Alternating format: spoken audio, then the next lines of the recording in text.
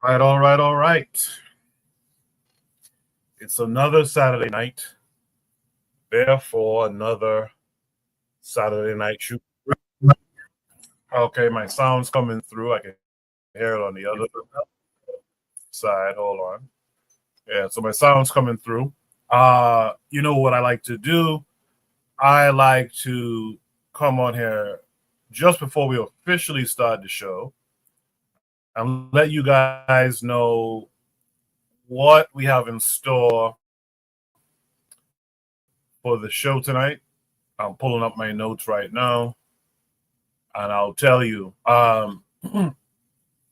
This is episode 194. So as you guys know, we're on the countdown to 200 episodes. I'm still hoping to hear back from some more folks about what we can do special for 200th. I'm also waiting for some of you of the drops for Shoot the Breeze so I can implement those into the show. So as soon as you guys can, please hit me up with that as well. Shout out to Jacadero who did his already. I know Jose gave me a version, but it had to be revised. So hopefully I'll get that from him soon. And you guys know who the rest of you are. So tonight's show, we're going to be discussing FAFO. Fuck around and find out. We're talking about these Hispanics versus Trump. We're going to talk about cars made by black people. Shouts out to the AES.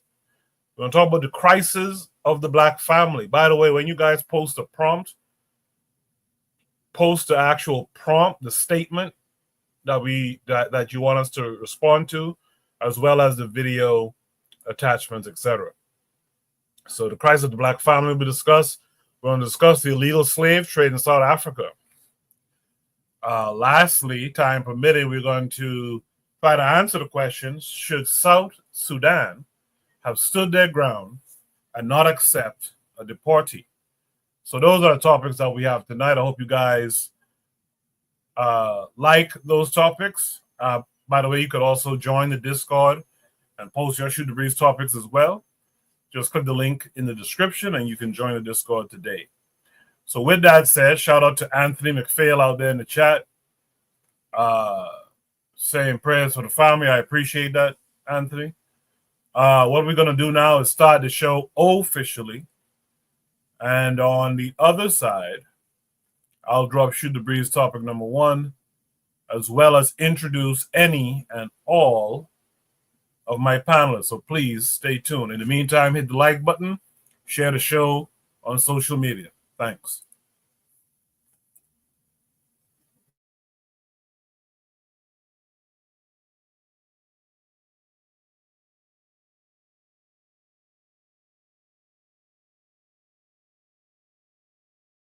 You are listening to the Bitter Medicine Podcast on KWAZ Radio.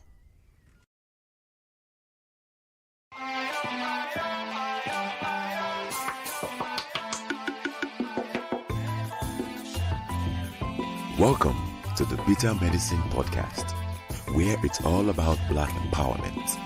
Our show focuses on black news and entertainment, arts, science, economics, history, people, and strategies that uplift, empower, and motivate Africans within the diaspora. And now, your host, whose favorite color is black, Goku.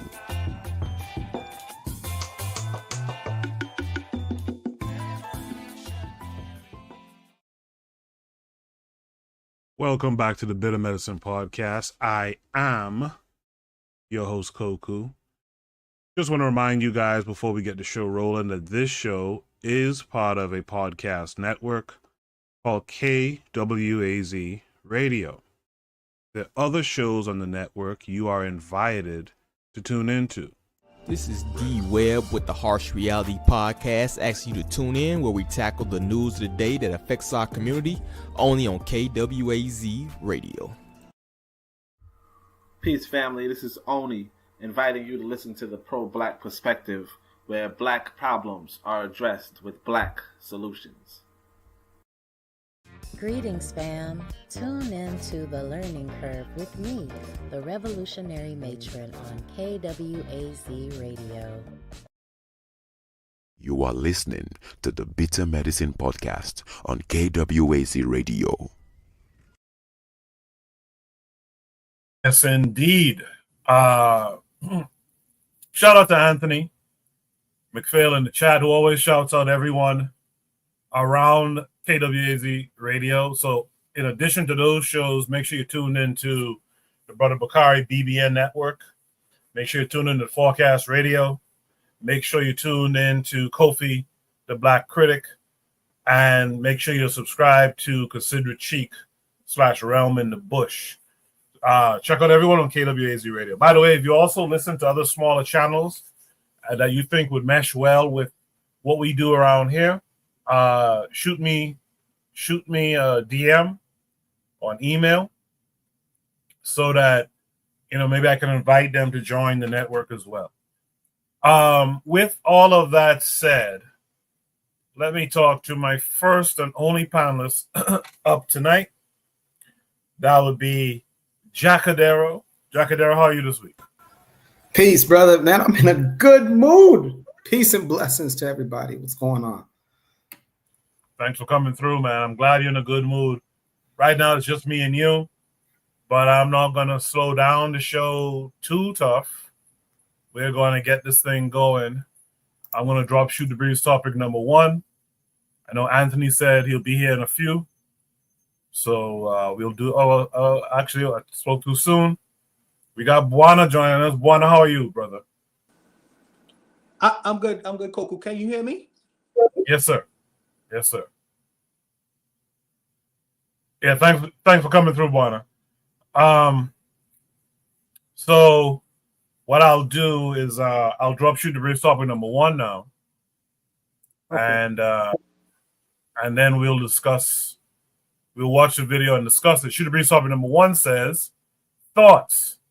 They, FAFO, they fucked around and they found out. This takes us to Instagram. Let's take to Instagram and make sure you guys can see my screen. I don't know. Okay, there it is. There's a lag here. I apologize. Hold on. All right. So this takes us to Instagram. We will watch and then we will comment. Let me see what's going on. Oh my God, I will vote. I will vote for Donald Trump. Oh my God, I will vote. I will vote for Donald Trump. Oh my God, I will vote. I will vote for Donald Trump. Oh my God, I will vote. I will vote for Donald Trump. Oh my God, I will vote. I will vote for Donald Trump.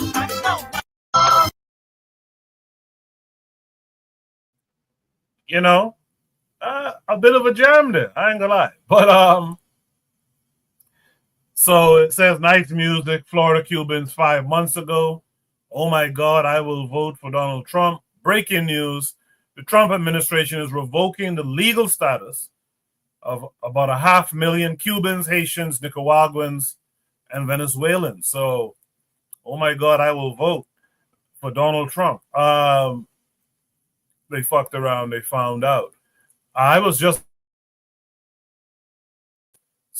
seeing some of the areas they live. I for sure saw some houses that had big Trump signs in front of it. So it's a real deal with these guys down there. Let me just read some of the comments real quick. This guy, Normando, says the worst enemy of Latino immigrant is a Latino immigrant with papers. Ouch. Someone here says, are they still singing and dancing? Just curious.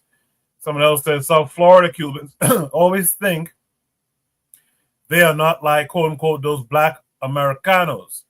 Welcome to the club. So that's a few of the comments to this video. Let me play this jam one more time. Hold on a second. My God, I will vote for Donald Trump.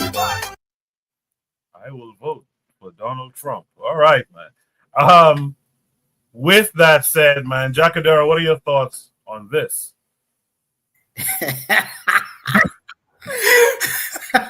That's quite a song, man. I can't lie. I was even jamming to it, listening to it. They are creative. By the way, for those that don't know, Jacadero, soy africano, pero ya tú sabes, pam, param, pram, plan, dia.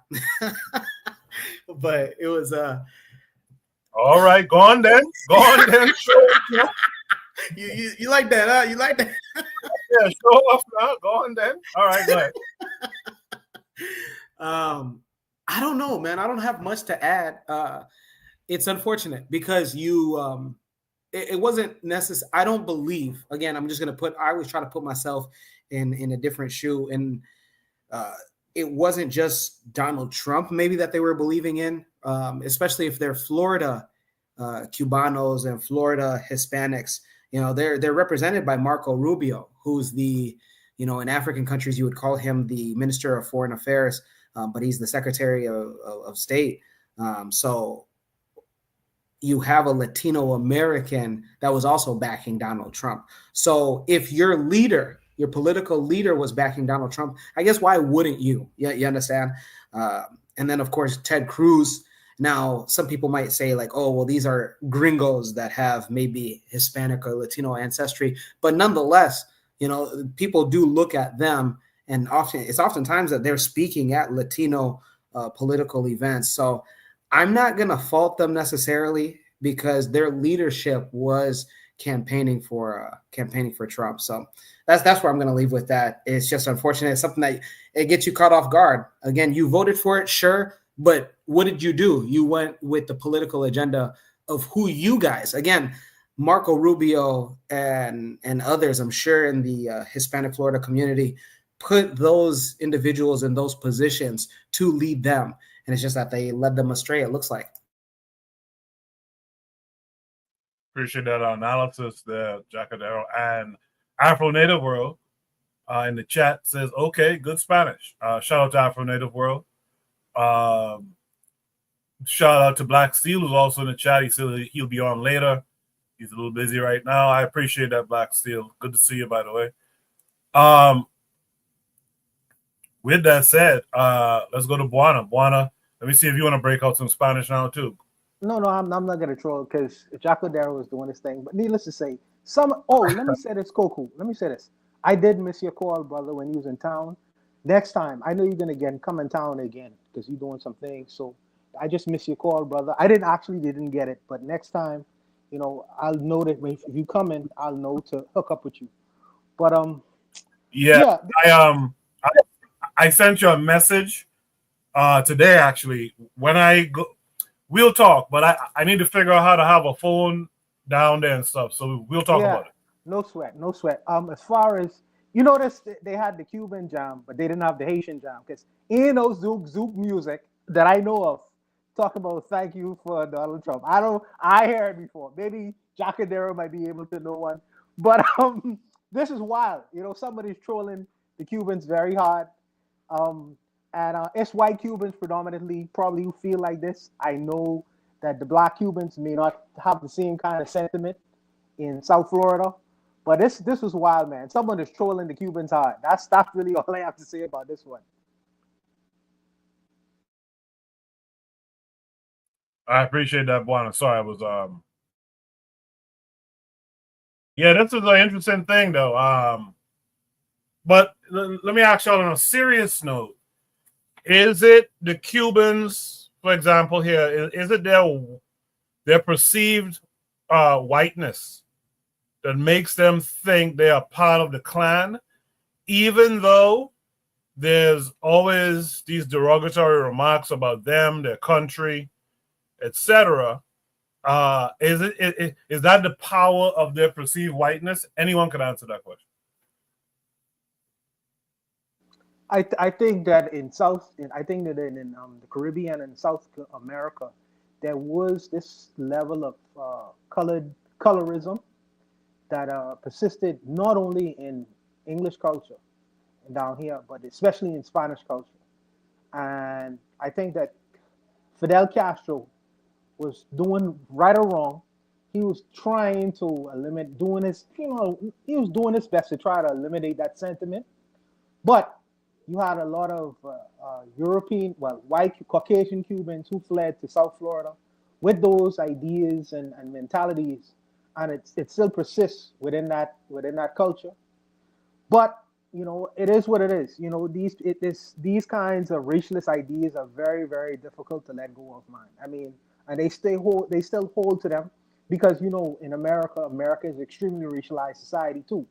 So the white Cubans are probably gonna lean towards the power dynamic that exists in America as well, because they know that'll be a leg up for them. So I think that's what's at play when you see a lot of white Cubans attach themselves to this whole, whiteness, the ideas of whiteness.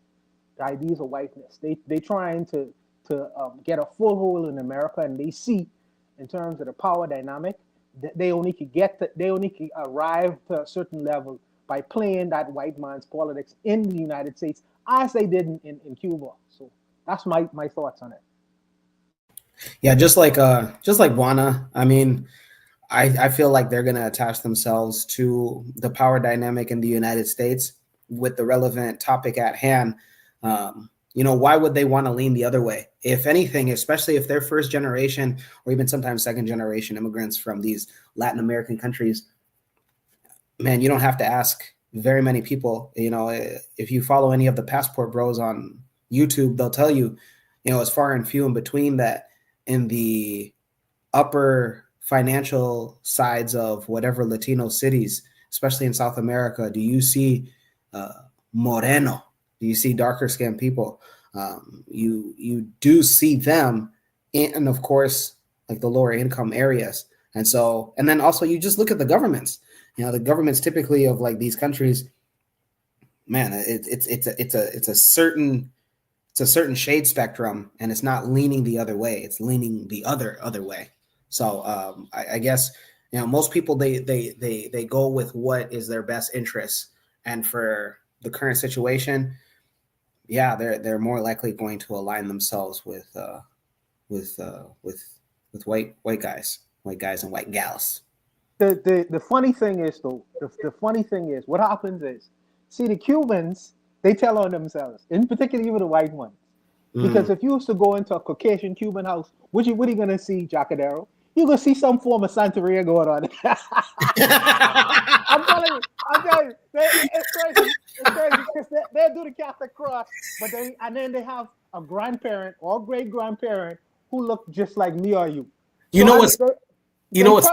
hiding in plain sight, and it's hilarious. What's funny, Buana, is I watched a little bit of Kai Cenat's stream when he went to Brazil. I just happened to get off work one day and I caught it this month of April. And one of the days he had just went out to, I think in the favelas, and there was a lady that had a table. It looked like she was selling things at first, but she had black statues and what do you call those, busts, and then like she had like a Michael Jackson figure and some like liquid spirit right next to it, and she was like, yo, like I can sell this to you, and he was interested until like the chat was telling him like, hey, yo, like she's trying to sell you, or she's trying to get you to practice they called it witchcraft in the chat. But yeah, I see what you're saying, Juana, is that oftentimes they believe in an ancient West African spiritual system, but if you ask them, well, then again, I guess I don't know. I'm not going to talk about stuff that I don't know. I was going to say maybe they don't know that, but then again, I don't know too many white Latinos personally. It's Jacket, it's hilarious. They eating frijoles, they eating fried plantanos, and they telling me that, oh, we Europeans. I'm like, everything you doing is West African, but we gotta pretend, which is fine. We can pretend, So Bwana, my question is then, is that us adding the one drop rule outside of the United States, where we see somebody like, okay, for instance, for the longest time, I didn't know that, I can't think of her name, but she starred in like some TV show, Quincy Jones's daughter, both of his daughters, but one of his daughters looks nothing else but white woman. And I didn't know until for like the longest time that was Quincy Jones's daughter. So if she has a child with another white man, are we going to say like that child is a black person? Do you get what I'm saying with this? Yes. And see, this is sometimes the problem when you get outside of the United States, because you can't measure things by that one drop rule standard. You have to look at people's culture. What are they actually practicing on a daily basis? You know, the skin thing, for some of us, it is a relevant thing. However, there are other things that are at play. If a person has a black God, if a person eats West African food, more or less, you know what I mean? If their mannerisms, their daily mannerisms, is West African, underneath it all is West African, then what do you say to a person, even though they may have a lot of European extraction from them?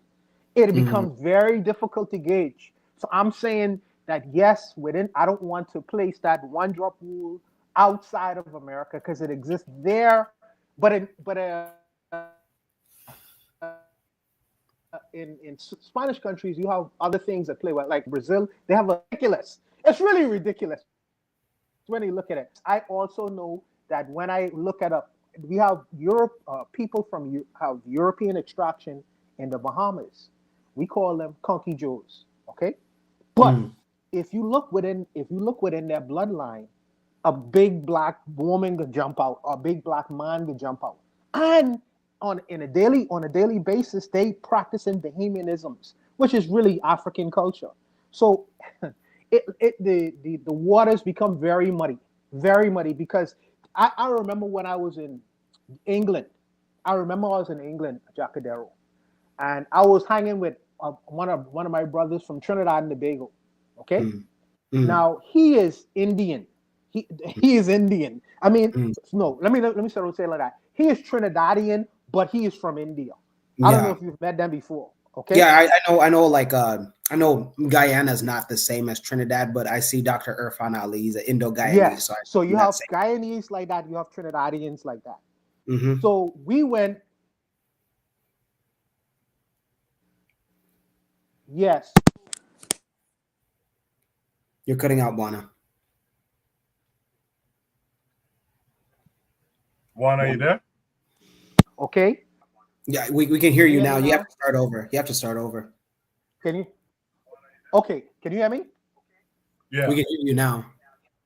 Okay. So I stopped at a Trinidadian guy in the UK. So what happened is the Trinidadian guy, he was traveling with us. I was a Bahamian with a Jamaican and another Trinity guy. We went into an Indian store, right? Now, an authentic Indian store, right? Now, the Indian guy over the counter is looking at us like, why is this Indian guy hanging with you all? But in reality, the Indian guy is closer to us than he is to the Indian guy. So he doesn't know that. The Trinidadian guy speak patois, Trinidadian patois. He's act like a Trinidadian person. He knows nothing of Pakistan or India. So they're looking at each other as almost like goddamn strangers. It's a hilarious thing, man. So I don't know, man. The thing with culture is something bigger going on than the one drop rule. And I think that sometimes you just need to be careful with that when you're traveling outside of the U.S. because you can't impose U.S. standards on other kinds of people. If you understand what I'm saying. Yeah, I do. Bwana, I want to ask a quick. It kind of relates. It's it kind of goes off topic, but since in the Caribbean, I know that there's a significant amount of Indian descended peoples that have pretty much acclimated into the Caribbean culture. The same as in Kenya. In Western Kenya and Luo land, there's a sizable Sikh community, and then I'm sure probably a Hindu community. But nonetheless, We have Indian descended peoples that speak my father's tongue, Luo, and of course fluent Swahili. But I've never been invited. I've never been asked to witness, and I've never seen on YouTube a wedding where it was a Kenyan guy and an Indian woman. Once in a while, you'll see an Indian man and a Kenyan woman, but I've never seen the opposite. So I've always wanted to ask a Caribbean person, have you ever seen a Black Caribbean wedding where they're marrying a Indo-descended individual from wherever, Guyana and Trinidad? That's a good question. For that question, I am not where the heavy populations of Indians are in Trinidad or Guyana, but I am sure that is existed. I've also met the children of people from that mixture, Black and Indian. I mean, I've met people, and the funny thing about it is, sometimes you wouldn't even know they have an Indian like father. You wouldn't even know because they look so Black. Yeah, you wouldn't know. You wouldn't know if they tell you, well, my dad was an Indian man. You know, so it's just I've never seen an actual wedding, but I know relationships did occur or does occur within the Trinidadian space, within the Guyanese space. It's been happening all over the Caribbean, man. That's just a biological thing that exists. So the reason why I asked that is because I'm being asked right now in the chat, like, or stated too that Indians keep to themselves in Kenya. Yeah, they do. So I say this because I have a Kenyan immigrant friend here in the Midwest, and he's been seeing this Indo-Guyanese girl, and she has stated that like her family's been in Guyana since like the 1920s, and he says like they've never married out, like they've never had, nobody in the family has ever had a relationship outside of Indo-Guyanese peoples. And so he said that when it came time after about 3 years of them having a relationship, when it came time for, to talk about like, hey, what's long term? She said like, yeah, like my mom might give you an ear, but I don't think my dad and my uncles are going to give you the time of day. And he was pretty hurt by that. And then I just asked him, I was like, well, do you practice Hindu? And he's like, no. And I was like, are you willing to convert? And he said, I don't think so. And I said, well, that's number one. Number two, does your family have a business? And then we just laughed about it. So I was just seeing it like if it's a thing, if that was a isolated event or not. No, I think that I think that there has been a lot of mixtures within the Caribbean, because those rules that segregated a lot of people and maybe in the Americas, that rule didn't necessarily exist within the Caribbean spaces. And I'll tell you another place too, by the way. If you go to England, you would also see a lot of mixtures like that. You would see Indian women with black men with Indian women, and white women, but Indian women too. So I mean, it just depends on where you go, brother. That's what I would see. Yeah. Okay. Good to know. All right, let's welcome in our brother Anthony McPhail. But Anthony, how are you? Hey, what's going on, Coco? I'm good. How are you, sir? I'm doing fine, man. Peace to the brothers on the panel too, man, and everybody in the chat. Yeah. Yes, sir. Coco, how's the family doing, man? So far so good. So my father was ill. He was in Princess Margaret Hospital, which is one of the worst hospitals in the hemisphere. But okay. I got him out to Miami, and he's rehabbing right now. So he seems to be improving. Thanks for asking. Man, that's good, man. Okay, on the prompt. Okay, first I addressed the part about the Hispanic thing, man. In the Hispanic culture, and I know that it ain't just one Hispanic culture. I know that's a broad brush. You know what I'm saying? I know that's a broad brush, so I'm not saying like it's just one people. Because sometimes, we tend to paint the Mexican Americans, as the Hispanic people, But, you have other groups like, people from Cuba, like you say, and people from Puerto Rico, or other parts of the Caribbean or in Central and South America and everything. But one thing that I do know from studying about the Hispanic culture per se is that there's a lot of racism in it. You know, I mean, it's a lot of I want to say, okay, I reword that proximity to whiteness, like you was talking about, Coco. You know, it just like they say it's like 50 million so-called Mexican Americans who live in this country, in the United States today. And they did a poll. They said about 85% of them identified as white. You know what I'm saying? As European. And most of them I see look like Indian people. You know what I'm saying?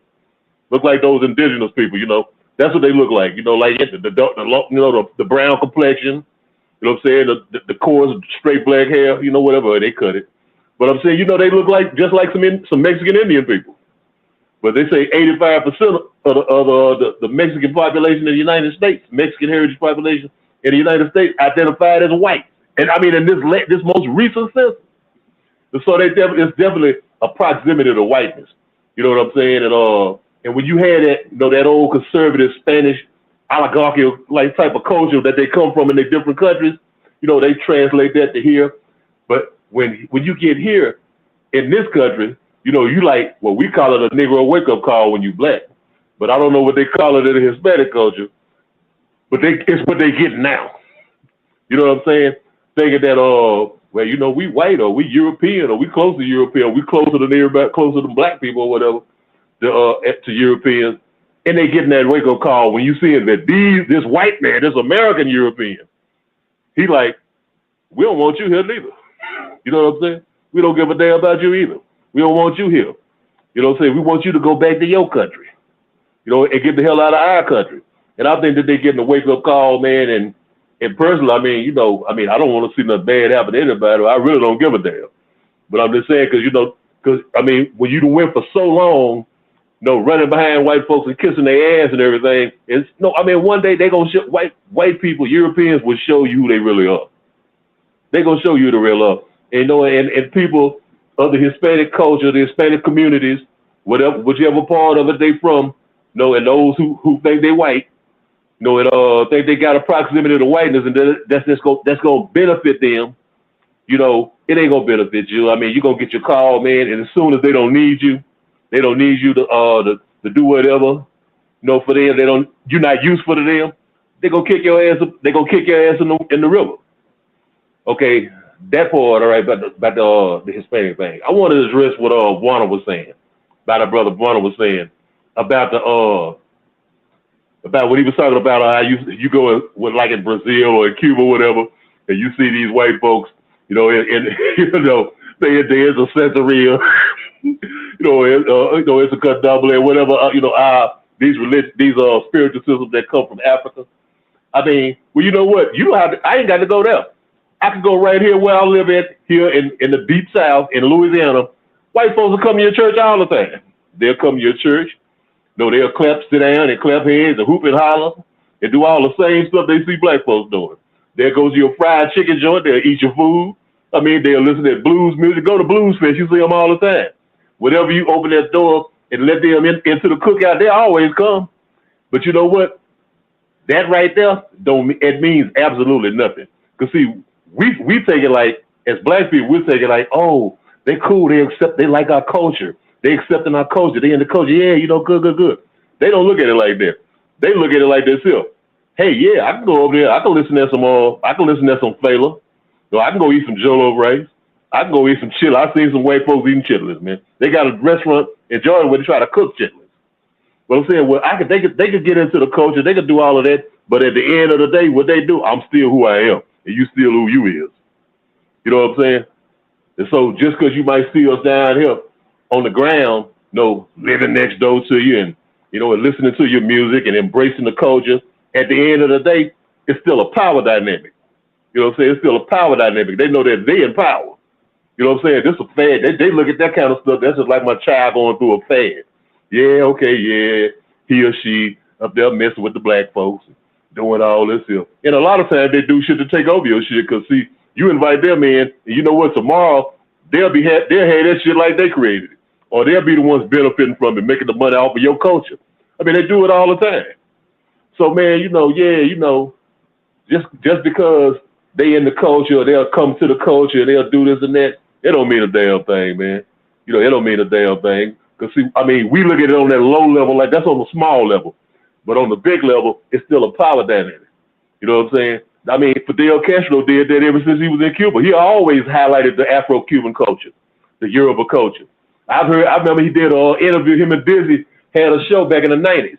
Had this show on Bravo where he was talking, and if Fidel actually said out of his mouth that he was African, you know what I'm saying? I know he was saying it like on not an actual African, but like a culture and all that stuff. He was saying that, but you know what? It didn't change the fact that in Cuban society under Fidel, the white power structure still stayed in power. You know what I'm saying? And though you ever seen that interbreeding, interracial mixing, and that intercultural thing, and see white Cubans at a Santeria altar or whatever, guess what also happened? At the same time, white folks still on top, black folks still on the bottom. And right now, even to this day, black people at the very bottom. You know what I'm saying? They the last hide, the first five, and got mass incarceration. All that same shit that happened to black people here and in Brazil. It's the same damn thing. So you know what, man? That don't mean only. I think not you personally. But I'm saying only we black folks. We look at it like that when we see stuff like that. No, we'll laugh. Oh, look at them. When you see a brother, sister in Nigeria, you got a white woman over there dressed up in Nigerian garb. Or in everywhere, over in Kenya, wherever in the black world, where you see them going over here, getting into our thing, and we'd be so happy and cheering. Oh, look, they love the culture. They into that. You know what I'm saying? But you know what? We the only ones do that. They look at it, they like, yeah, we can get in here. We can get a foothold over here. You know what I'm saying? And one day what was yours wouldn't be yours tomorrow. That's the way we got to look at it, man, So, I mean, I ain't going to go on too long, man. I'll knock off right there. Great commentary there, Anthony. But I want to go back. I don't know if you can see the screen, but Afro Native World asked a question while you were speaking. Are there Black Spanish-speaking people in Louisiana? What say you, Anthony? Okay, okay. All right, let me break it down real quick. Like it's a funny thing about how the French language here in Louisiana. Okay, now it's mixed. It's French, but then it got mixed. You got a couple of those indigenous words, people's words. Then you got the West African words, and then you got Spanish in it also. Because see, it was a Spanish colony too for about 60 years. They went back and forth with each other. You had a group of people from I don't know if you're familiar. It's these islands off the coast of Africa, off the coast of West Africa, called the Canary Islands. You ever heard of them? Yes, sir. Yes. Okay, the Canary Islands. Okay. The Spaniards during the colonial period, the Spaniards had brought some of those people from the Canary Islands to Louisiana, and they was in what is now it's in South Louisiana. It's a place. It's a county. We call them parishes. They call them counties. It's called Plaquemine County. Plaquemine Parish. Where they had a colony. They got a culture, a thriving culture. And what happened, and they preserved the Canary Island Spanish language. And yes, you have some black people who in the area who speak it. It's old. Not a lot of people speak it. I mean, probably about, I don't even want to put a number, but the numbers are so small and insignificant, compared to the larger number. But yeah, you will see it. I mean, it's mostly French among black people. We have our own, like they speak Korovidi, a French, a black French. But you will see it in some sections, in some areas. You will see it. So yeah, the answer is yeah, but it's real small number. All right, appreciate that, Anthony. Anyone have any last comments on this prompt before we move on? Yes, you know what? I do have a last comment. One thing I saw as far as what the Trump administration is doing, they're going to use a Cuban person. I think Marco Rubio is from Cuba. So it's interesting that they use the people to send their own brothers and sisters, like, because I wanted to ask Anthony about this. General Michael Langley is from Shreveport, Louisiana. and he is out here doing some real prostitute kind of things in Africa. And I'm like, they are using their own people to subjugate and mistreat. You know, I'm like, how do these brothers sleep at night? It's just an amazing thing. But I really wanted to just put it out there. But I'll leave it, Coco. All right. You know what? One more time before we go. Oh my God, I will vote. I will vote for Donald Trump. Oh my God, I will vote. I will vote for Donald Trump. Oh my God, I will vote. I will vote for Donald Trump. Yeah, just had to get that in one more last time. That's kind of a jam, to be honest. Shoot the breeze topic number 2 says the only cars I care about are cars made by black people. Shouts out to the AES.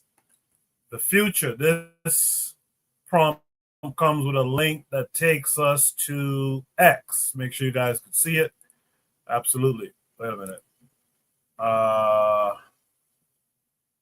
Hold on. Apparently I lost connection to my audio. Let me try this again. Let's try this again. Okay. So this takes us to X.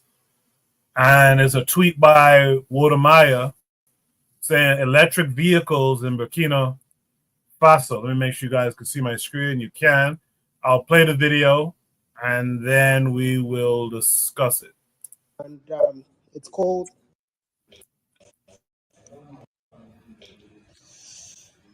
I believe you all saw the news, and I'm here to let you all know that it's a real news. Yeah? I mean, if you saw the news of His Excellency's initiative to industrialize his country by trying as much as possible to assemble and manufacture EVs in the country. This was the first ever EV that was assembled in here, and it's called the Sahar, but the car brand name is called the Itawa. What is Itawa, by the way? What is the name? Is it a local language? The name of a village. A name of a village? Yeah, Itawa is a name of a village here on the outskirts of Ouagadougou. And Sahar means, what is Sahel? Sahel means what? Yeah, Sahel is the part of Africa that is called Sahel. Exactly, the Sahel. So Burkina Faso, the AES countries, Burkina, Mali, and Niger, they are in the Sahel region. Yeah. In Africa. So that's why they chose this name for the model of the car. Cool. But I believe that the word Sahel means something. It means something.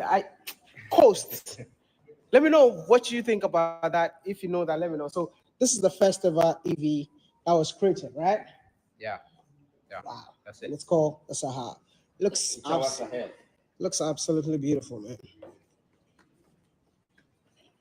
Ooh. Wow. So that is the company's name. And right here is another model, which is called Tenakuru. I love the fact that they're using local names. Yeah, this is also a Sahara. You can see it. And what I really love is the logo, which is the national symbol of Burkina Faso. The head of a stallion. Stallion. That's a stallion horse, right? Yeah. So they very soon, I think they also have their own pickups. So it's kind of different models. Look at that. Oh, it's the same as the one that we saw. The same one. And this is another one, which is native. So it shows that you all can visit.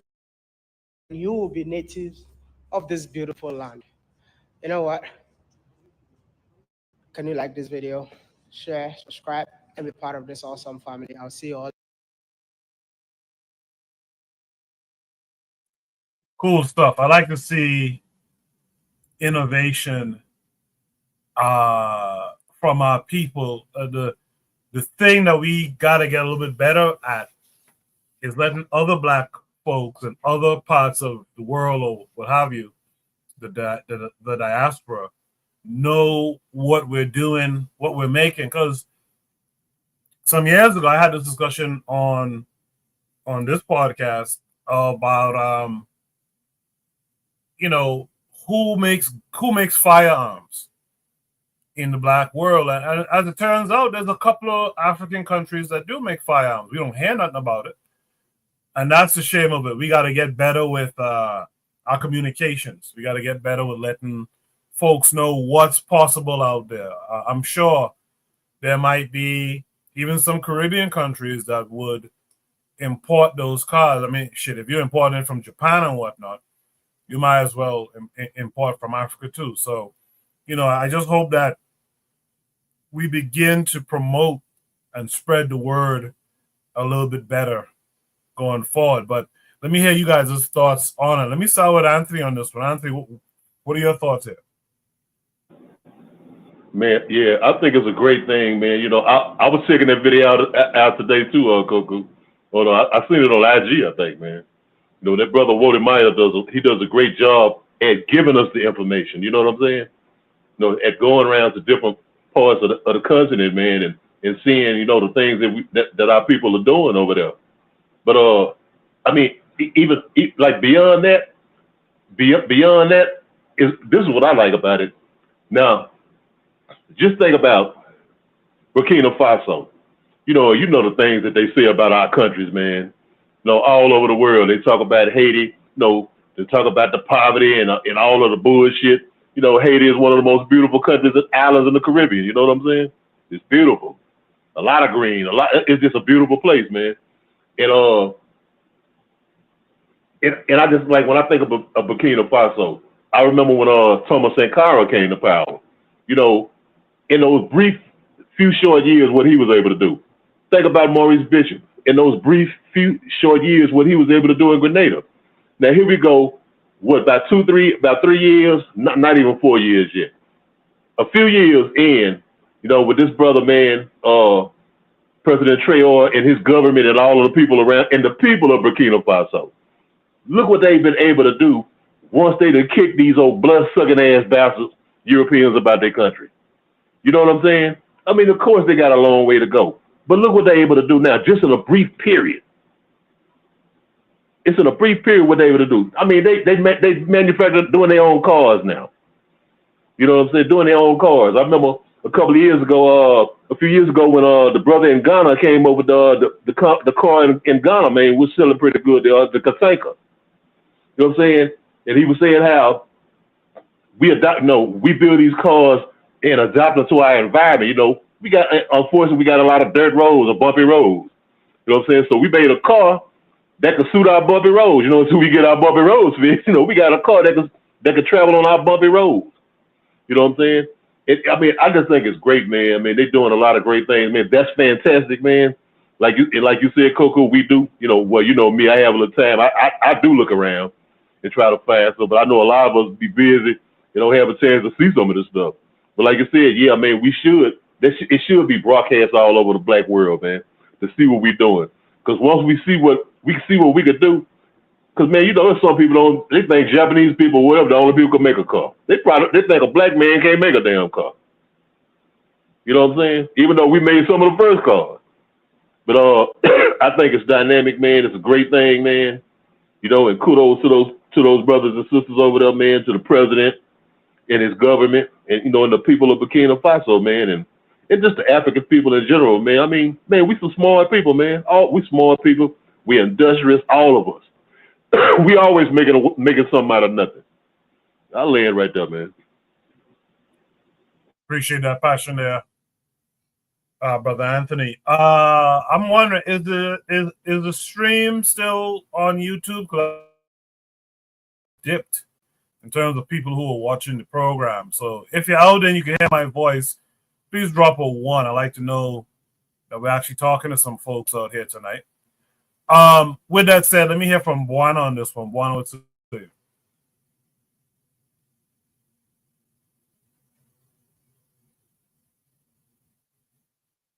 I think Buana's on a delay or something. The development. I like the development.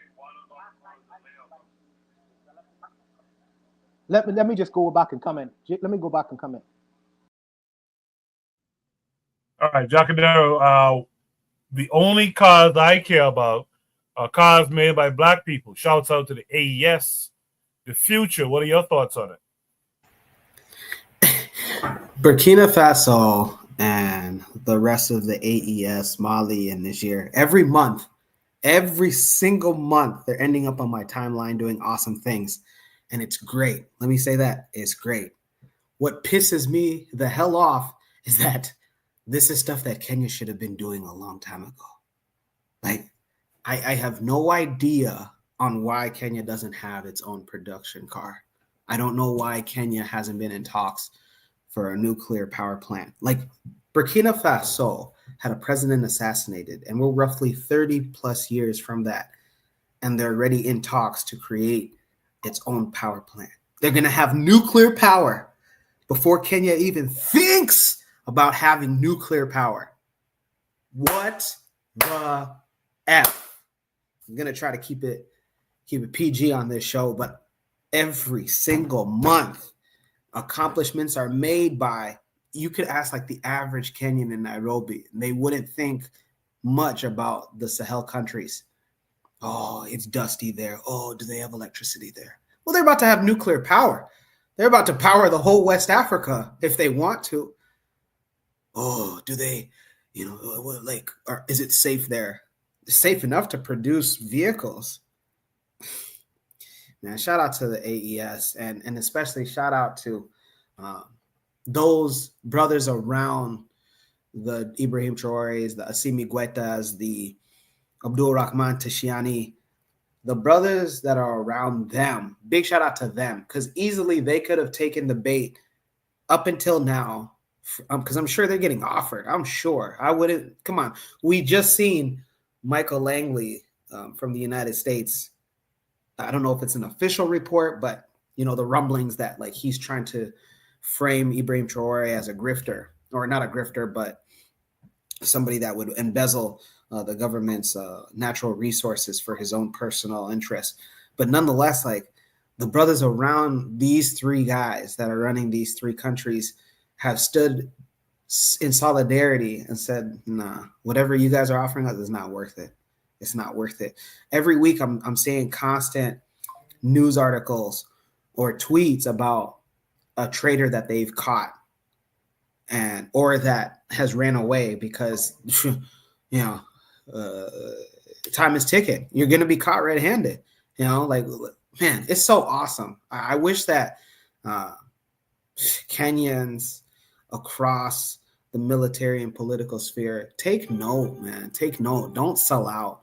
Please don't sell out. We've had way too much rumblings of yesteryear of us selling out, but big shout out. I hate to make it about my parents' country, but nonetheless, it's awesome. It just makes me frustrated because Kenya should have been doing this years ago, just sitting on their ass.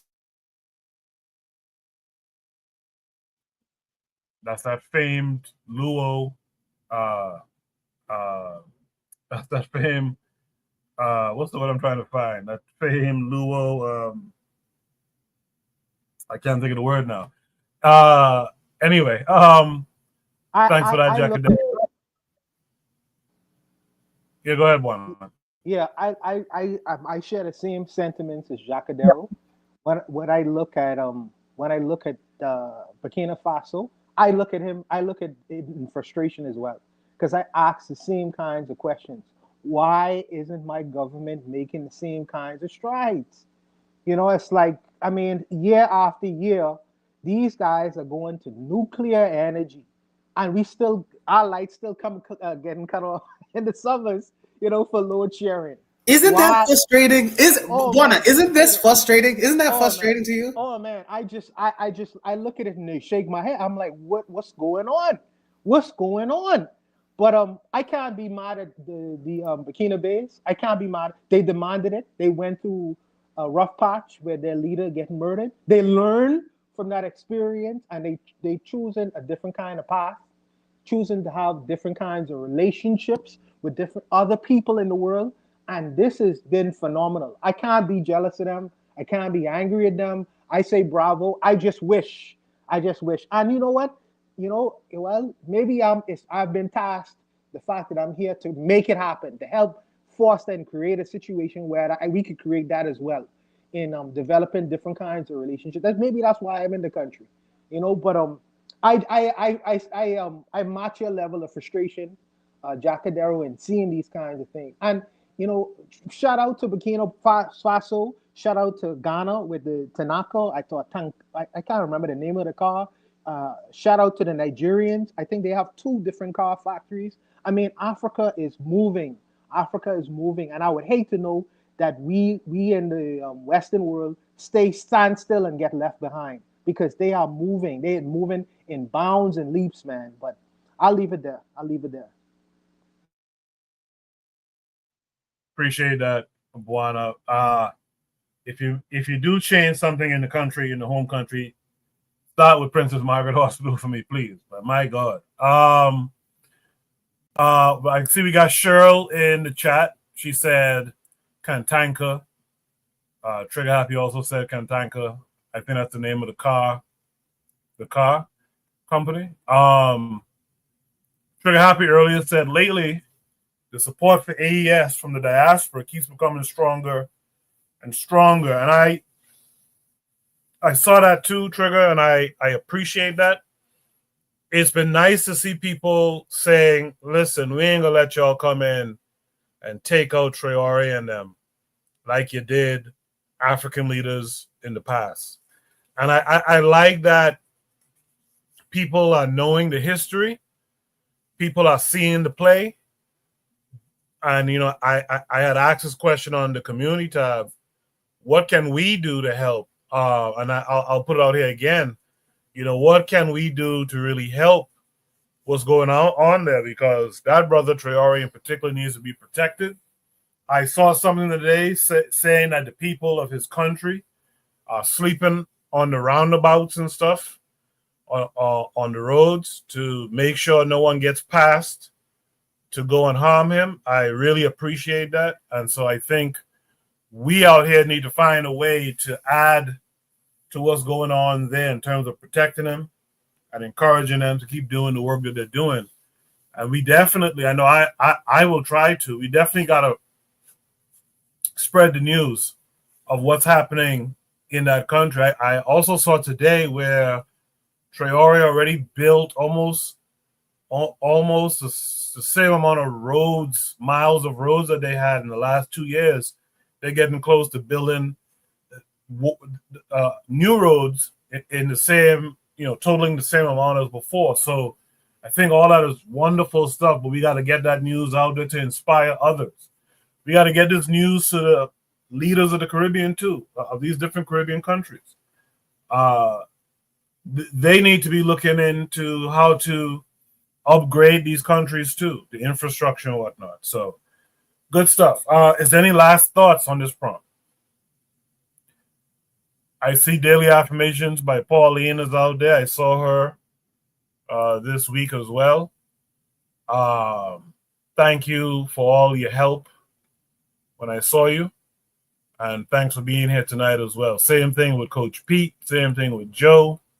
Thank all of you for helping me out this week. Moving on to Shoot the Breeze topic number 3. Shoot the Breeze topic number 3 says, the crisis of the Black family.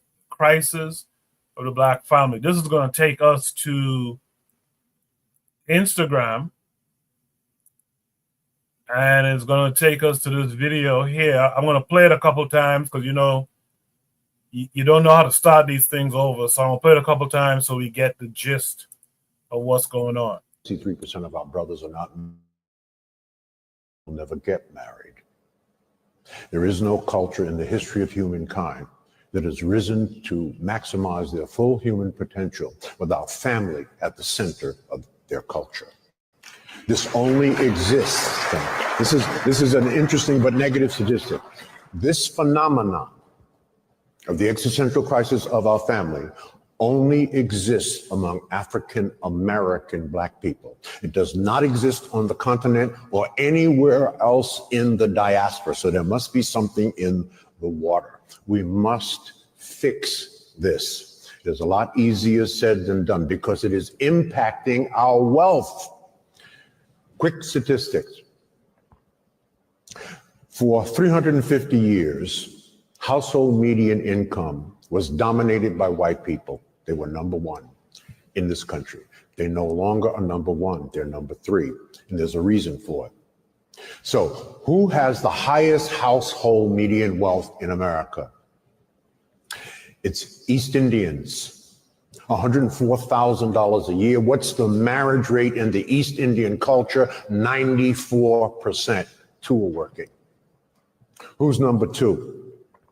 Chinese Asians.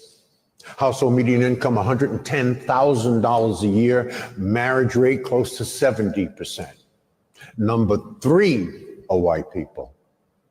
Household median income, $88,000 a year. What's the marriage rate? Almost 50%.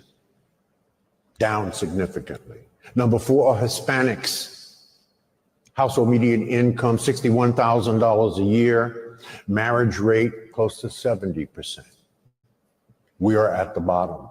Household median income, $55,000 a year.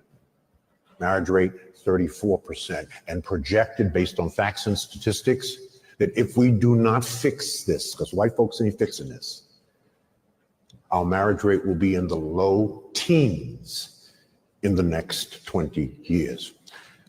We must, this is an enormous challenge.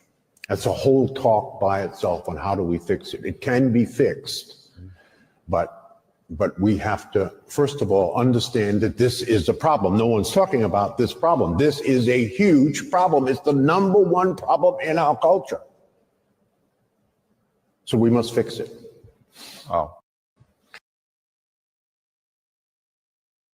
I'm going to play that again.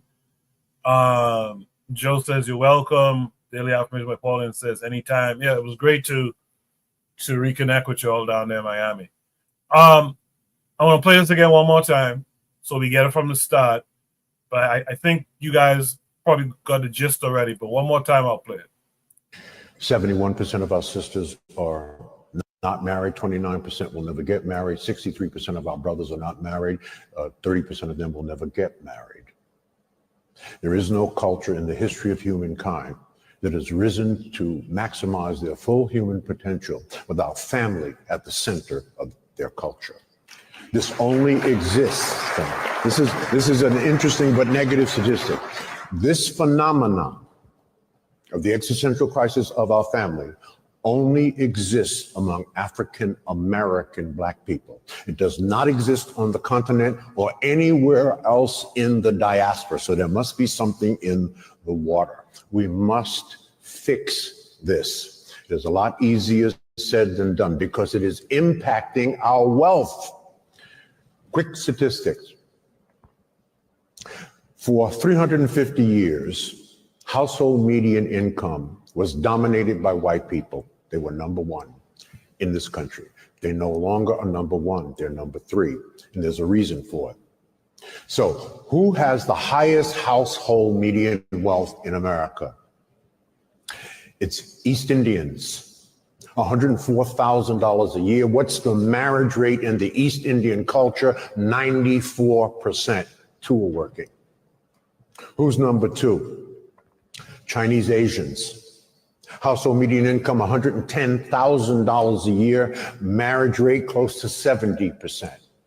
Number three are white people. Household median income, $88,000 a year. What's the marriage rate? Almost 50%. Down significantly. Number four are Hispanics. Household median income, $61,000 a year. Marriage rate close to 70%. We are at the bottom. Household median income, $55,000 a year. Marriage rate, 34%. And projected based on facts and statistics that if we do not fix this, because white folks ain't fixing this, our marriage rate will be in the low teens in the next 20 years. This is an enormous challenge. That's a whole talk by itself on how do we fix it. It can be fixed, but we have to, first of all, understand that this is a problem. No one's talking about this problem. This is a huge problem. It's the number one problem in our culture. So we must fix it. Wow. 71% of us. So I'm listening to this, and it reminds me of a conversation I had with some folks, a group of men and women, and I was trying to show them that what's not being said here is that America sacrificed the family a long time ago. They sacrificed the family for the economy. I've touched on this before on Shoot the Breeze. These guys came to a realization some time back that was if the man is the sole provider and protector of the home, you're not selling to everyone. You're only selling to half the population. So these guys devised, in fact, all that stuff like feminism and all that was in preparation to open up the economy. They were going to push women to go to work, even though they knew at the time that will destroy the homes, the families. But they said, fuck it, because they have too many KFCs, Popeyes, Macy's, this thing and the other thing out here that they need people actively walking into buying and whatnot. And that's the underlying issue here. The problem is for Black folks in America or Africans in America, in large part, they go along with the program, not recognizing that the program is just not good for their system. It's not good for them. But these other groups, like the Indians and the Chinese, Asians that he mentioned and stuff, they keep their wits about them for the most part. For the most part, right? And so this is why they still would have higher marriage rates, this, that, and the other. But we kind of fall in with the nonsense. And that's what's happening to our detriment. And like he said in the video, even these white folks are feeling the pinch of this stuff now.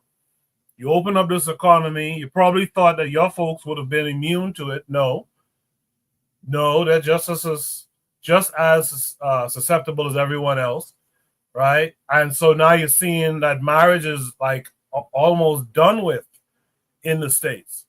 And that's an interesting thing. You got to keep your wits about you. You got to keep your wits about you. And that's the thing that didn't happen. But I'm ranting, so let me throw it to my panelists. But first, let me read a couple of comments. Trigger Happy says, the family is the smallest unit of a community. If you can't organize the family, there will always be problems. KW Don 7 says, between the 50-50 and the gender wars thing, don't look good for the Black family in America. He goes on to say, this is Milton Freeman's neo-liberalism. So thanks for those comments, everyone. Like I said, Shoot the Breeze top number 3 is the crisis of the Black family. I gave my idea as to why that is. Let me hear what the panelists have to say. Let me start with Jacadero on this one. Jacadero, what say you? Before I get serious, I've never seen this guy before. He looks like when Dave Chappelle would do a skit of like a white TV anchor. That's who he looked like. So. For the longest time, I was confused on who was talking, but nonetheless, yeah, the crisis of the Black family, especially like he says, it's not in the continent, it's not anywhere else. It's in America. It's in America because, like you pointed out, Koku, the whole reason why in the pandemic there was a red pill movement is because getting married in America is tough, man. It's tough. You know, you got a lot of things going on. You got men not making as much as they would like to. I don't know if that's all across the board, but there's definitely reports about that. You have women that are frustrated because they feel like maybe the men aren't stepping up, and this is all across the board, all across race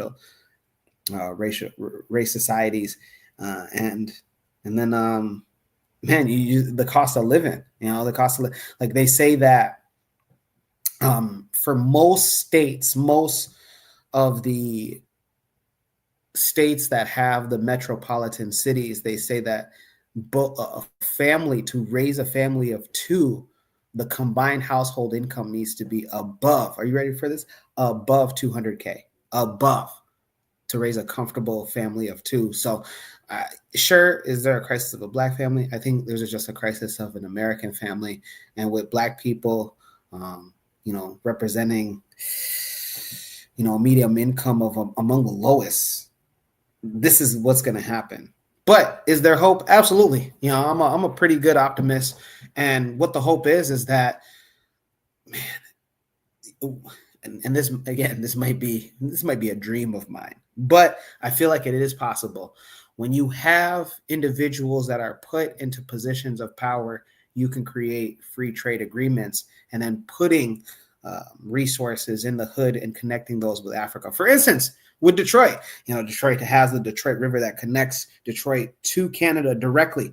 You can have ships coming in that deliver goods from Senegal, Burkina Faso, Mali, Sierra Leone, et cetera, et cetera. And that's just one way. Another way is that every year, and this is me having my boots on the ground and seeing this firsthand. I graduated with an electrical degree. So my job right away was out in the field working as an electrician. There were a couple sites where every electrician on that field, including our supervisor, was a Black person. Believe it or not, it was a Black person. So I do think that things are getting up, because we're going back to those days where we're learning on how to be self-sufficient. I digress.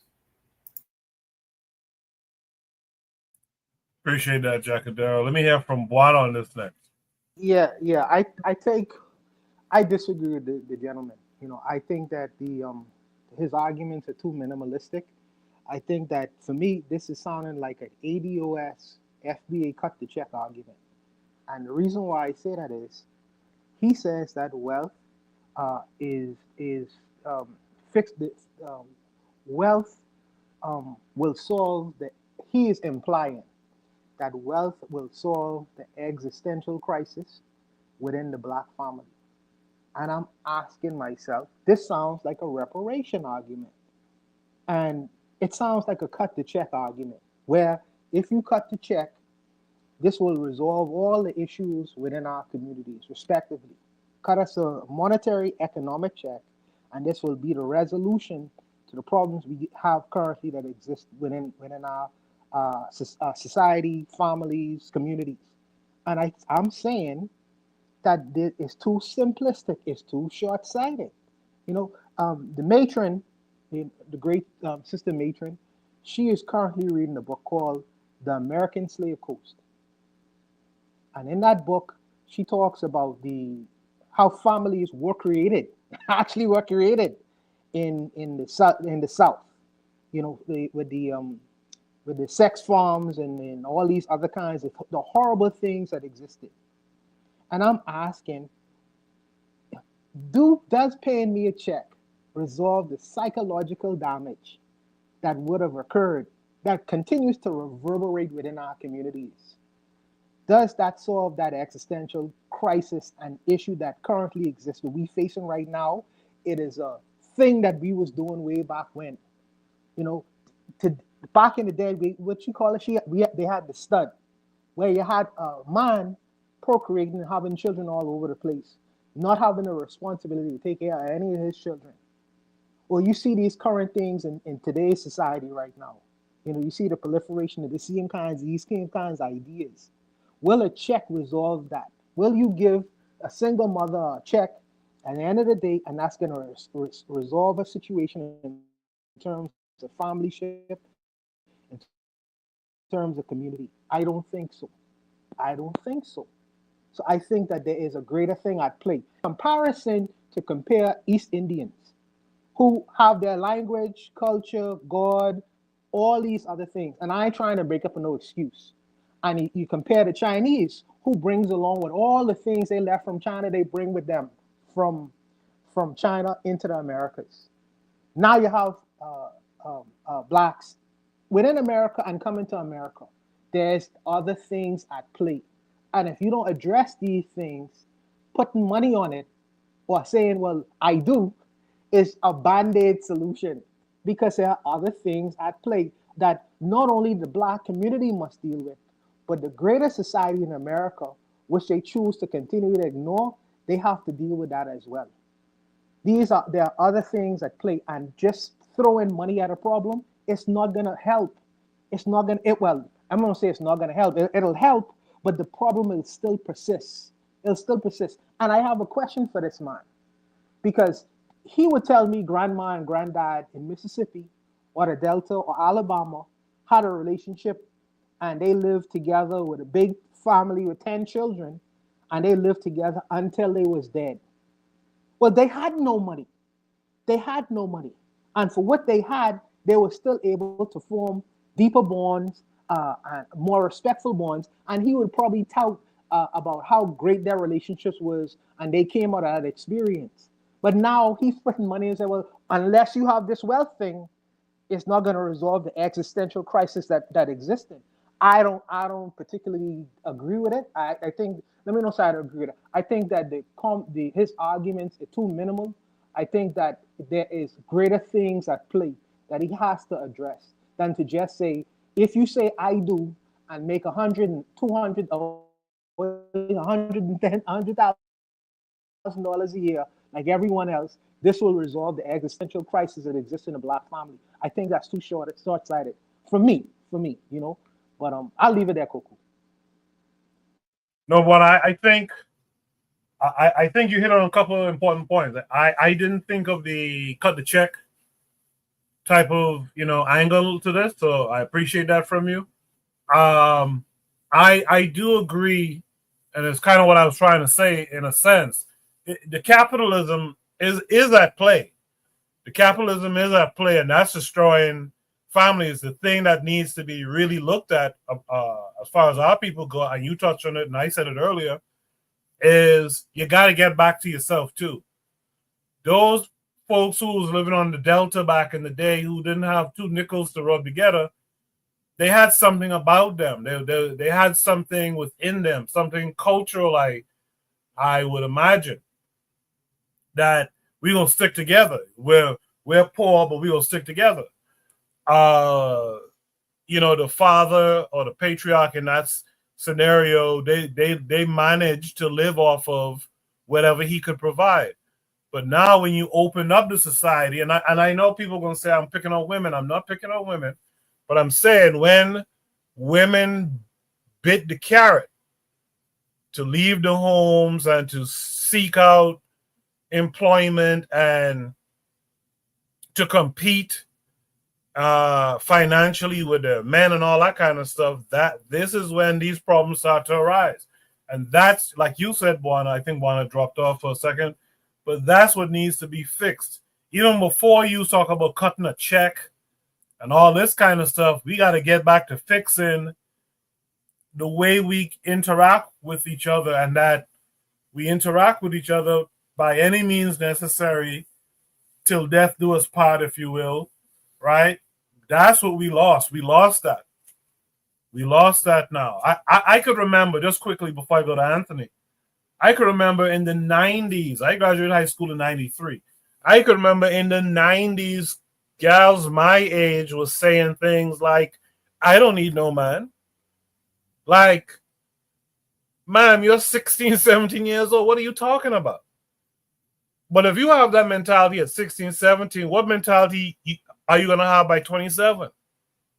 When it's time to be looking to get married and get under some rules and stuff like that, what are you going to be? So we do have to fix the problem between us. We have to fix our understandings. But that capitalism thing is the thing that's causing that rift, so to speak, on top of the fact that we don't have this understanding between one another. With that said, Anthony, the crisis of the black family, what say you to everything you've heard? Oh, hey, this is a good one right here, man. Okay, first of all, I'm gonna say this here. Hey, all three of y'all had good points. Now, when I first, in the first place, let me say this. When I first, who is that guy, Coco? I thought he kind of looked like Edwin Scobie or somebody. I can't tell who is he. I thought it was Edwin Scobie or somebody. I couldn't tell who this fool was. I think it's George Fred. Dr. George Fred, I think. Okay, but okay, what I'm gonna say? Okay, I'm gonna say this first. I'm like, you know what? I'm gonna give some props to Buana, man. I usually don't, cause I agree with him on. I don't agree with everything he said. I don't agree with a lot of what he was saying. Like I said, you have to provide context, and he didn't provide enough context. And when he started off saying that just black people in America, I said the same thing. Man, this is reparation shit, man. You know what I'm saying? This over there, the FBA reparation thing. That's the first thing I thought of when he said that. I mean, because like I said, and he obviously he's an elder, he's an older man. So I mean, I'm not gonna disrespect him, but I don't think he did enough studying, you know, at least outside of black people in America, outside of our people here, you know, because when we talk about the crisis in the black family, we got to look at one thing. Okay, the black family. Okay, I'm trying to put it the right way. Okay, you talk about a family, the black family in America under stress. Okay, dealing with everything that we had to deal with, and it's just like if I could take this outside of America, I could go to the black family in Haiti under stress. You know what I'm saying? I could go to the black family in Brazil under stress. You know what I'm saying? Because they go through some of the same shit. They got police violence against them, got racial discrimination, you know, unfair economic system. You know what I'm saying? And then you could go to, and that's one thing he said that he was wrong about, somebody that doesn't exist in Africa. It does exist in Africa. It exists especially in the places where the stress level is high. Well, you know, you go to Liberia. I was just doing some studies. We were talking about it, man. This sister, this Liberian sister, her name is Cal Fombele. You know, she was doing some talk on it, on Focus on Liberia. But anyway, like Liberia, Sierra Leone, in any of in the Congo DRC, you know, and in other places. And I got one for Jacadero in a minute. But I'm just saying, it's when you under this extreme kind of stress and trauma, you know what I'm saying? This kind of stuff affects the family life. It affects the family life. But like, but get back to it. Coco, you said something when you talk about the capitalism, about the economic thing, and I think you mentioned about the feminism. Okay, and trust me, brother, I know you ain't attacking women. I know that. I know you're not. I know that ain't you. But what I'm saying is this right here. Let's say, okay, let's factor in the feminism thing. I say the feminism going wrong. Because I like say in the 60s, I think, you know, the American government and, you know, with their little agents like what's that white woman name who was going around kicking feminism to black women? You know what I'm talking about? Steinem, right? Yeah, Stein. Yeah, her. You know, okay. I think that what happened, it wouldn't have been a problem, Coco, for our sisters to get in the marketplace, to get in the job market or whatever, as long as like it was the family stayed intact. Okay, you know, my husband, no, okay, he working, I'm working. We trying to build something. You know, we trying to get out of our situation. With them getting in the marketplace, you know, because in today's economy, it takes two. You know what I'm saying? If you want to have anything close to the life that you want to have, you know what I'm saying, economically rather, you know what I'm saying, anything close to it.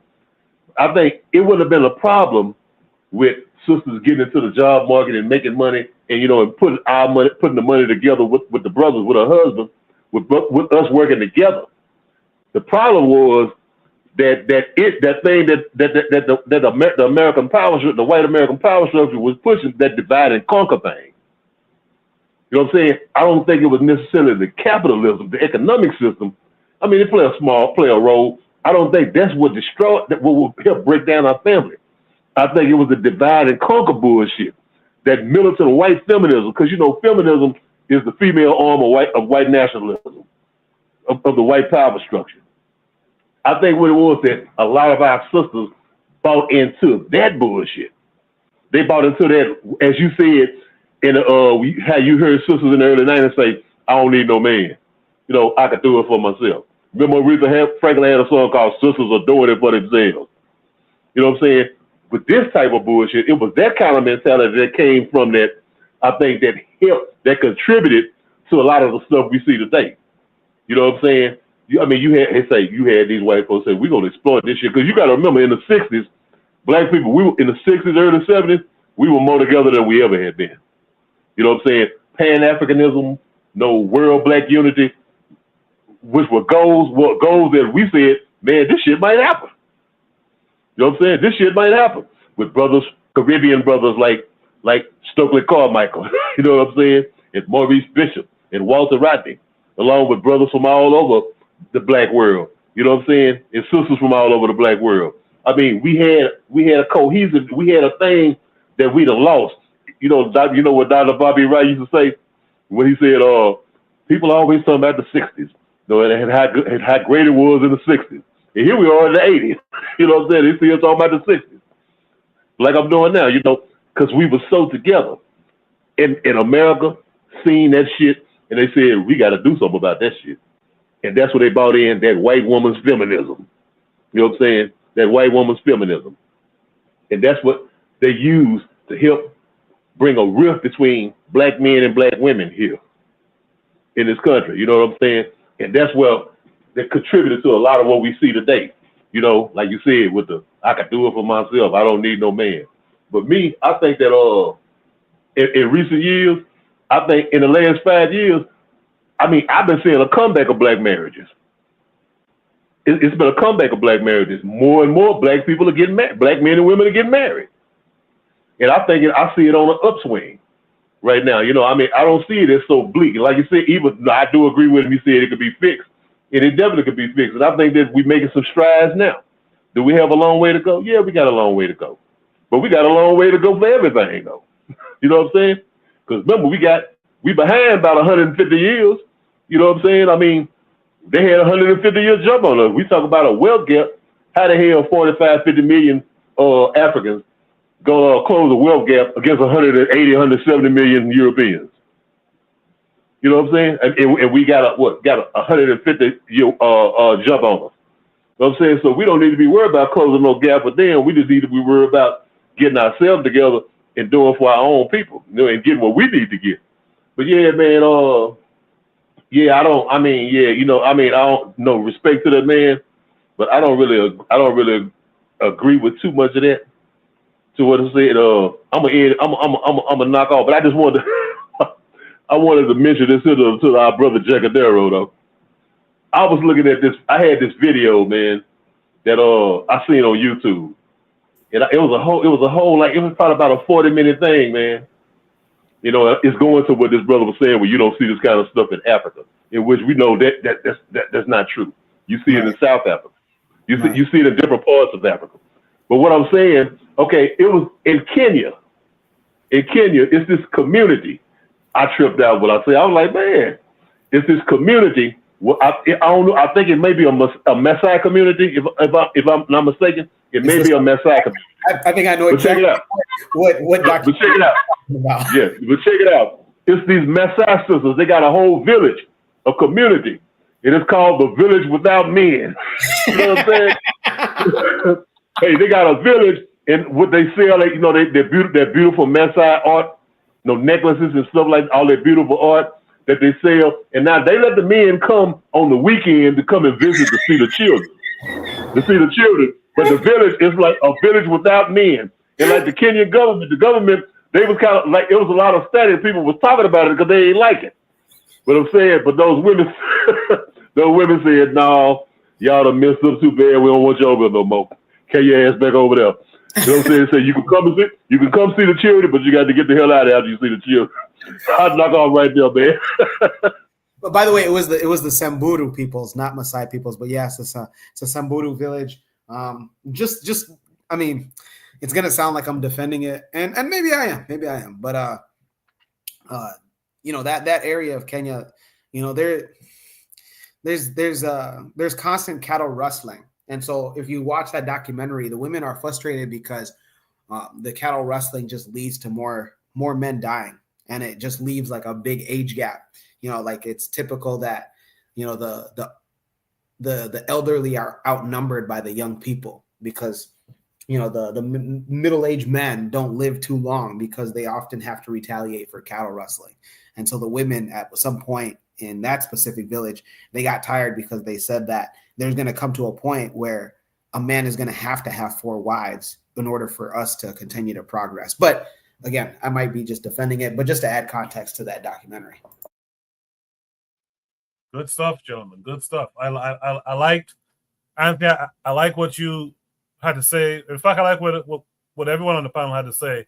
Anthony, I'll ask you this question though, since you focus on it a little bit more.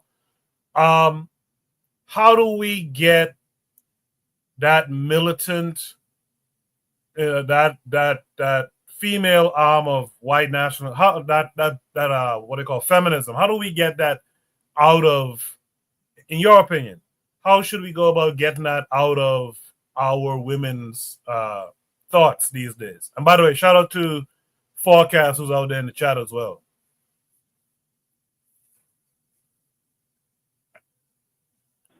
Okay. How do we get rid of it? How do we deal with that white women's feminism in our sisters' mind? Okay, I think that, you know what, I think we're seeing more and more sisters these days who are like who evolve, who getting away from that. You know what I'm saying? You know, it went through stages. First, it was excuse me, it was white soul sister. You know what I'm saying? You my white soul sister. And then it went past that, and you went to this thing where, you know, you had, and you know, man, to say what you want to say about these certain people, I have plenty of problems with people like Bell Hooks. You know what I'm saying? But, you know, they started evolving into what they call black womanism. You know what I'm saying? Which was, I mean, it was somewhat different, but it was, you know, and I can respect, I mean, that, you know, well, that's something touchy we can get into. But then, but now it's evolved. I think it's coming back. You know, things go around in a circle sometimes.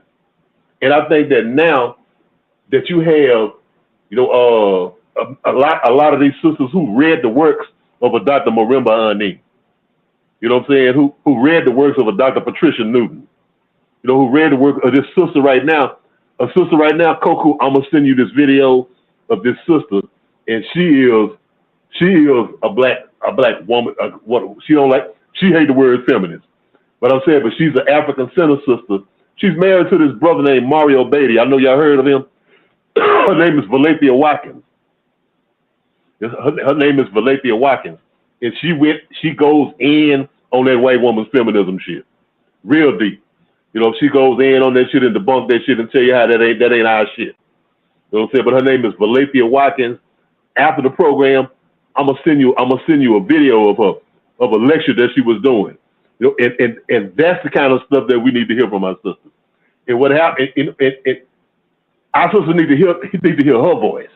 No, we need to get away from these ones that we hear making these Angela Rise and, you know, and all of these old ones that you see on TV, you know, talking this old yanking head. You don't really know what side they on.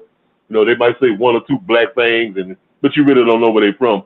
But I think that's the main thing. Sisters got to hear the voices of these type of sisters, of a Valencia Watkins. You know what I'm saying? And sisters like her. You know, they got to get turned on to the works of a Dr. Marimba Ani. You know, they got to read Urugu. You know, they got to read Let the Circle Be Unbroken. You know, when she covers all of that stuff, you know, in her works. You know, too many times the only voice that they hear, you know, is this old Oprah Winfrey type shit. You know what I'm saying? So I think that's the main thing. That's how we do it. We gotta put the work out, man. We gotta first of all, we gotta get with some sisters. You know what I'm saying? We gotta get with the matron. You know what I'm saying? The matron's voice need to be heard. You know what I'm saying? You know, I mean, you know, that's a bad woman right there. But yeah, man, I'm not all right there. We just got to get the word out. We got to work in conjunction with our sisters, man. Good stuff, Anthony. Real good stuff. Shout out to the matron as well. I didn't see her in the chat earlier, but shout out to the matron for all that she does. Shout out to Cheryl as well, who I did see in the chat earlier. And shout out to Provide Triggers for Evolution, who actually put this prompt up tonight. So shout out for that. Once again, if you want to hear a topic discussed on the panel, join the Discord, navigate to the Shoot the Breeze channel, and you could post your prompt as well as the attachments to go along with the prompt there as well. So please do so. More women are encouraged to do it too. But gentlemen, keep it coming. With that said, let me just make sure. Does anyone have any last thoughts for this prompt here?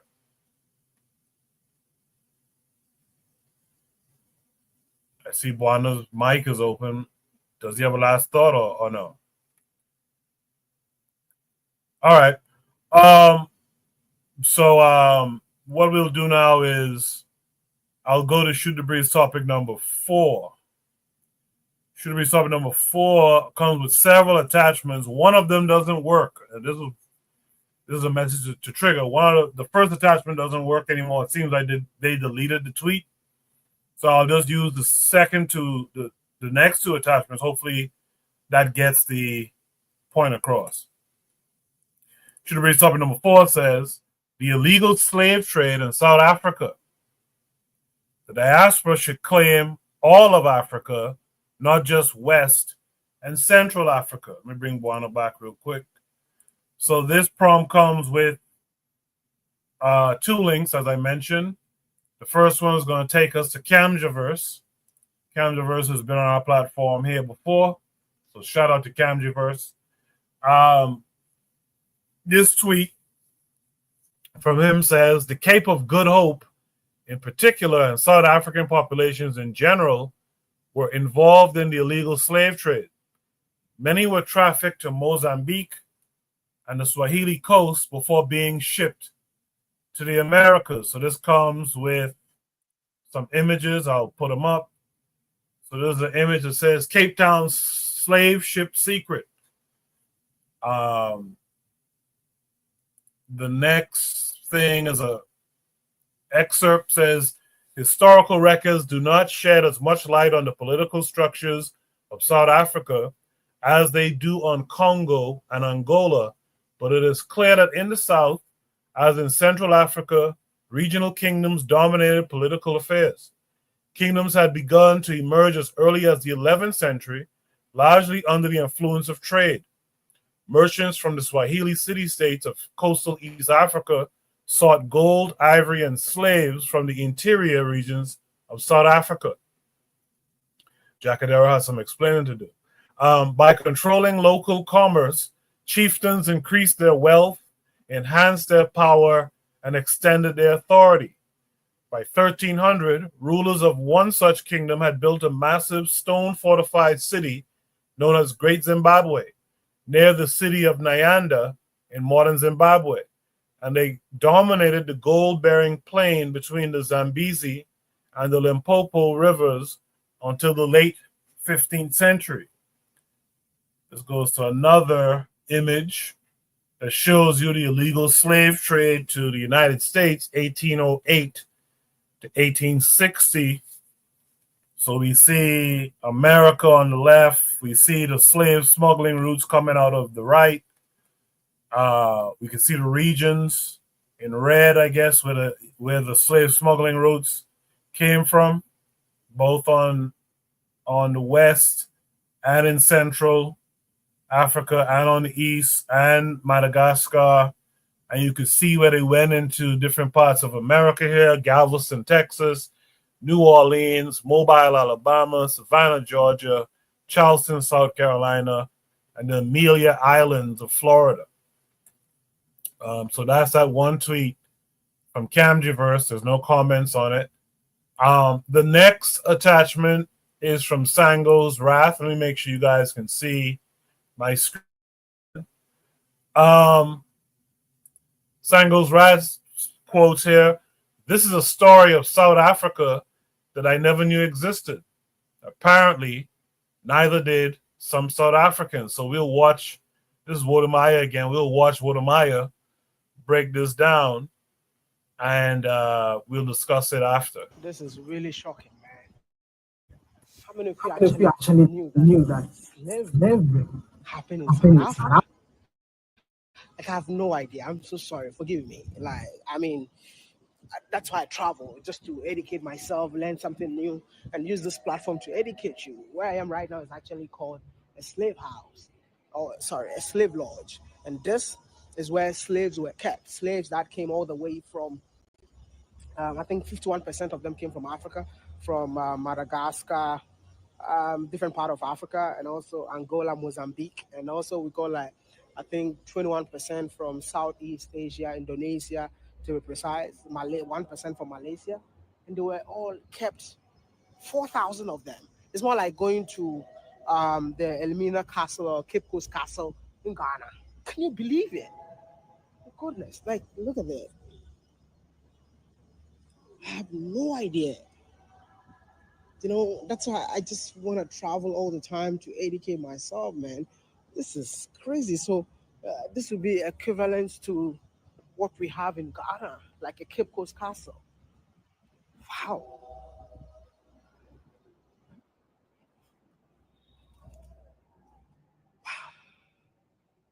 So I don't know if you guys can see this. It's like they've been snatched away from their family and friends and their familiar environment and became the property of the strangers.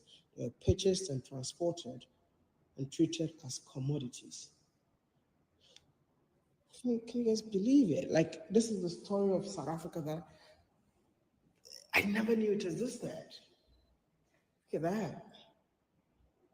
Did you know? Can you let me know in the comment section? Did you know? This is Cape Town. Wow. So just like we have maroons in the Caribbean, this place, they call them, there's a name for them. I'll look for it and let you know. But ran away. Yeah, since the 17th, found a slave boy named Luis from Mozambique. He speaks Dutch and French. Whoever will bring him to the underlined or prison shall be. Oh, okay. So this is like a young boy that flew or left the slave lodge, and they were looking for him. So anyone who brings him will be rewarded. This is crazy, man. Just like what happened in the Caribbean. Their language, their religion, their attitude of the slaves and the colonials meshed and changed into reciprocal cultural exchange. Wow. This is the origin and arrival. Can you guys see it? Can you guys see it? I have no idea. This is literally my first time, and I'm blown away. I feel like the slave history of South Africa is silenced, man. For real, look at that. The slave voyage. That's how they came to South Africa. They were packed like this, like going to the Caribbean. Wow. This is crazy. This is crazy. I think I need a tour guide because I really want to learn more. Really want to educate myself, like, for real.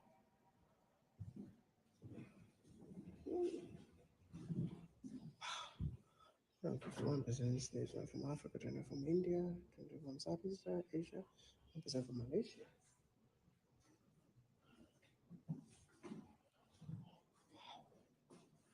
The question is, did you know?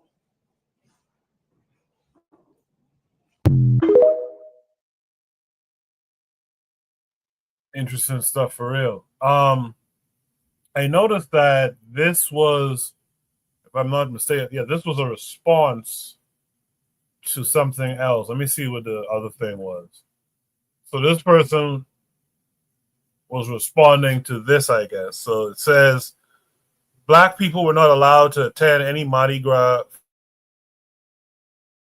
Created their own in 1909, the Zulu Social Aid and Pleasure Club. They were also the first to integrate in 1959. Today, it's the largest Black American organization of its kind in New Orleans. Oh, I think I know how this came about. So this person responded, "What the F is this? First of all, there was no slave trade in South Africa. So why the hell is our tribe involved in this bullshit?" So that gives us a little context for all of this for the prompt. So I saw something recently. I didn't pay too much mind because it was tied up in a lot of that FBA ADOS type stuff. But there was a parade. Maybe Anthony might be familiar. There was a parade down in New Orleans that featured the Zulu. And folks were like, what the hell does the Zulu have to do with New Orleans? And then some people came, from what I saw, some people came and was trying to break down that there's a tradition there with Zulu, etc. So I guess this is all a little bit tied up into that, if I had to guess. I mean, Trigger Happy, you let me know if that sounds correct to you.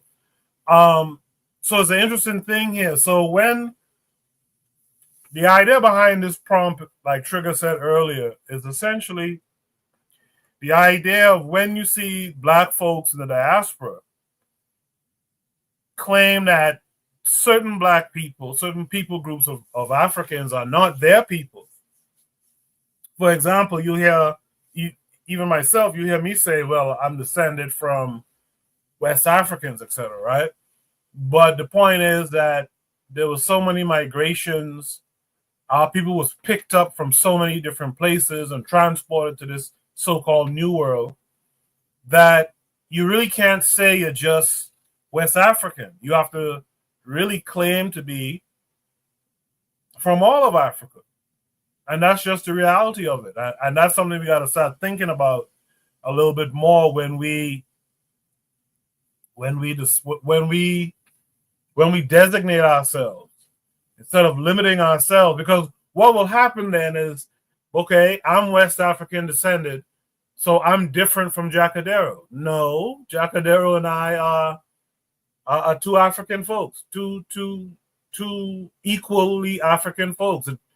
There's no differentiation, and I think that's important to. I think that's really important in our journey here, back to a place of being African.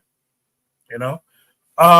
With that said, let me hear from Anthony first, and because maybe Anthony heard about the whole Zulu parade thing. So Anthony, what say you?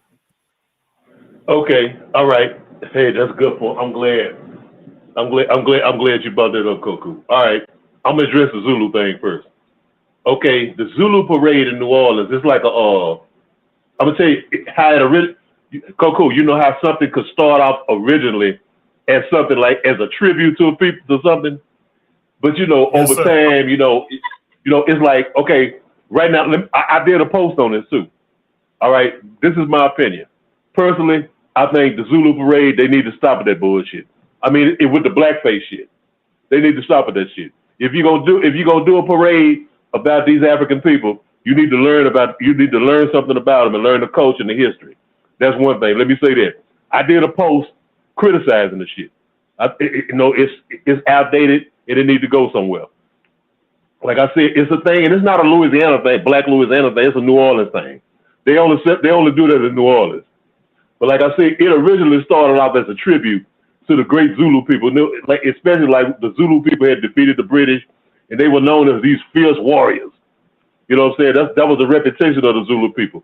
Now you got to think of some enslaved Africans, or just recently freed Africans. We thinking like in our mind, we slaves or whatever. We don't know about our greatness, and here we go. You're reading about these great African warriors. These people who our ancestors were, maybe not our direct ancestors, but our ancestors, our people. And so it was a tribute to them. That's what it was. Right now, as it stands, that it's some bullshit. You run around putting on blackface, it's some bullshit. It leads. I want to throw this in right here. Okay, like I said, it's not really meant to denigrate the Zulu people. It's not really meant to that, but I think sometimes people are ignorant and don't know what they're doing. Sometimes, like I said, the whole blackface shit come from out the early 1900s, late 1890s. Okay, I wish Jose Bronze was here right now. Because see, I know that he know about the culture in Cabo Verde. It's a parade. It's a festival, an annual festival thing that they have in Cabo Verde every year, and it has something to do with the I don't know, was it the emancipation of the enslaved Africans or whatever? But it's a parade that a festival where they have, because the people in Cabo Verde, which these are Africans and with a lot of Portuguese admixture.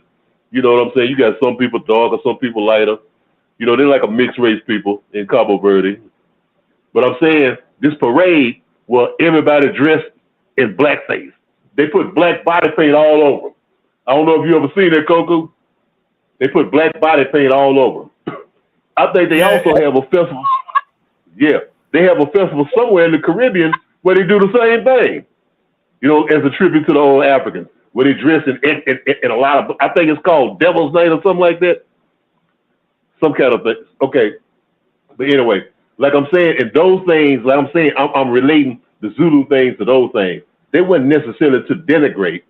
But, I guess, you got people like, Cabo Verde say, well, we Africans, but, we some, mixed race people, it's like a tribute to, they looked at our African ancestors as the real Africans, as the pure Africans, black. You know what I'm saying? So I think that's kind of what it was right there. Okay. Okay, that's it right there on that part. I want to get to the slave part in South Africa. Okay. I had a debate with a sister from South Africa. Well, her parents were from South Africa. She was born in Zambia. Sister right now, she be on Facebook and I hadn't seen her in a while. She had a nice clothing line, man. I bought some shirts from her. Named Bantu Queen. Blackbird. Bantu Queen. But anyway, I was saying that the thing about slavery came up. And she was basically like, well, that's a West African thing. I say, no, that's a South African thing too.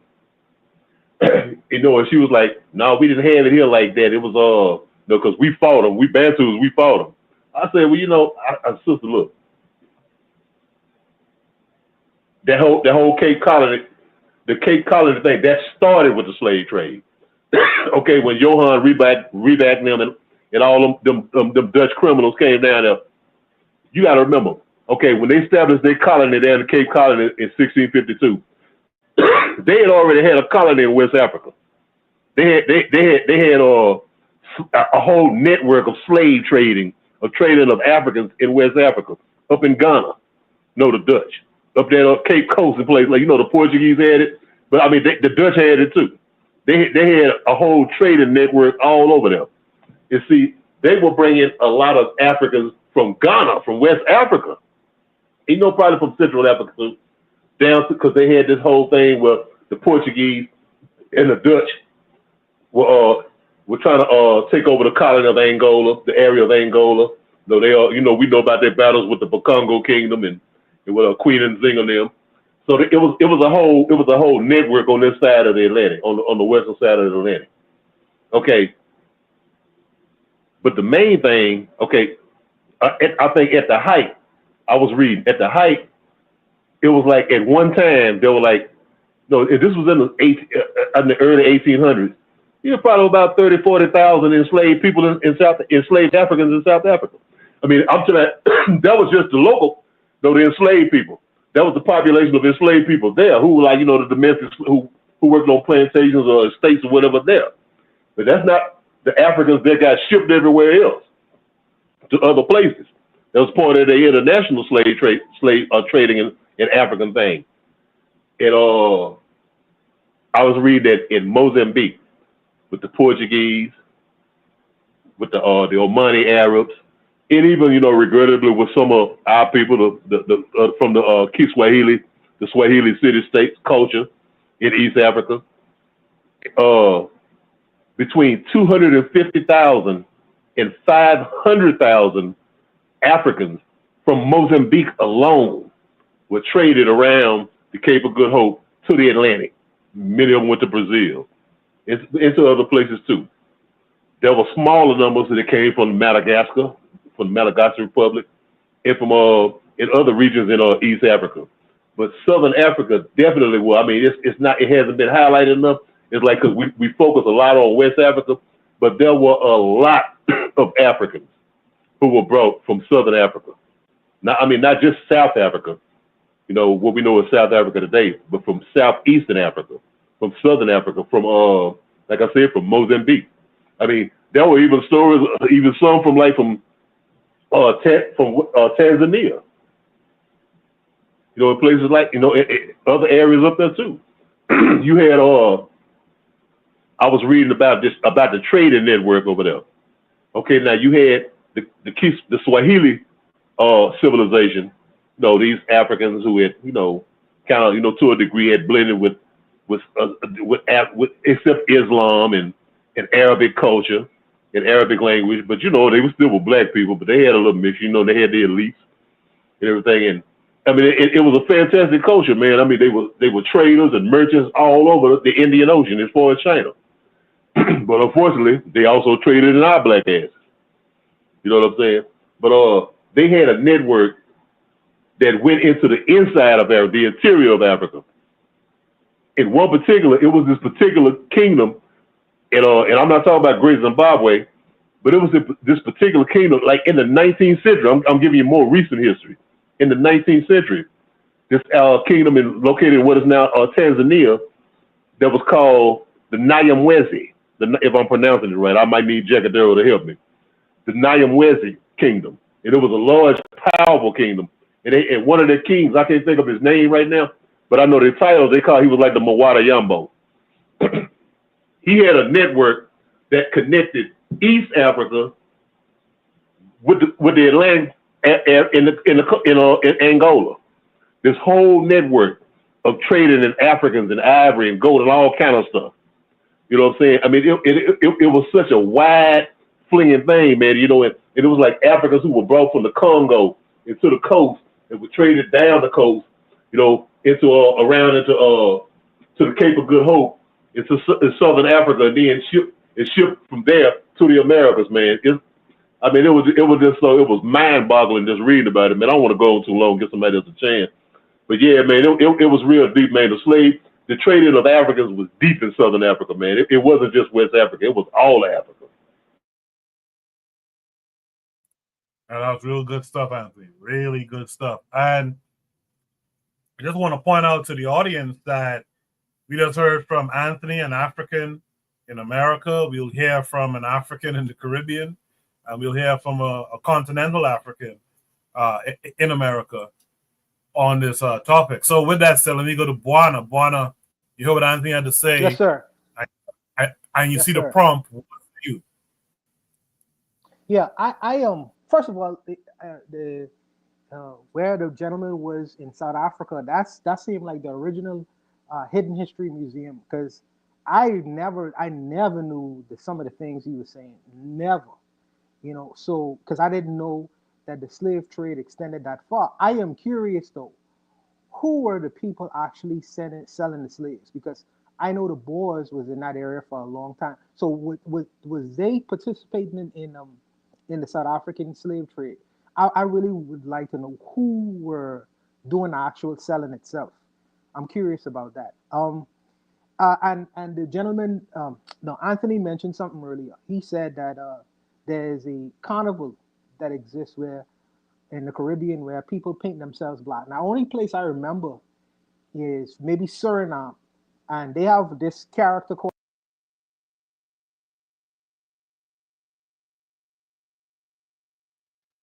Buana, you cut out. Yeah, Buana cut out there. Buana, you're going to have to go and come back, I guess. Can you guys hear Buana? No, I can't hear it. Okay, yeah. Buana, you cut out. You have to go and come back in. I think he was going to talk I think it's Prester John. Or maybe that's where Jose is. Is it Prester John? I can't remember. But like Afro Native World in the chat does have that jab thing going on, and that's where he covered himself in oil. Trinidad does a little bit of it too, but Grenada is more known for that jab, where they cover themselves in oil and stuff like that. Yeah, after post a topic on it, we'll talk about it in the future. Let me see if Buana got a sound back together. Buana, can you hear me? Yeah, I can hear you. Can you hear me? Yeah, I can hear you now. You cut out earlier, but you was talking about the Caribbean and the ceremony. Continue from there.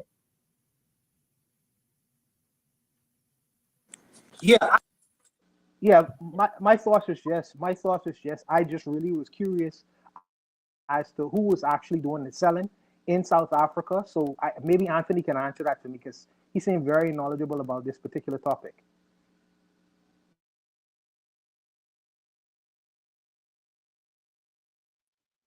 Anthony, do you know who's doing the selling? I guess Buana's waiting for you. Do you know? Oh, okay. I got you. Okay. From the study that I've been doing, like I said, it was the Dutch. Those original Dutch settlers. Not that descendants, the Boers of later in the 19th century, the Boer trekkers and all of them people right there. But I mean, those original Dutch colonists that came there in 1652 with what's his name, Jan Riebeck, whatever his name was. And they made the Cape Colony. They made that Cape Coast colony like it was like a transit place. It was a transit of the slave trade.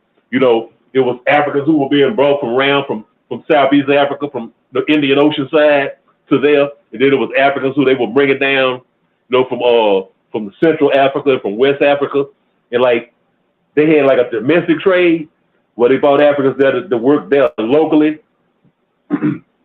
Sometimes they also had like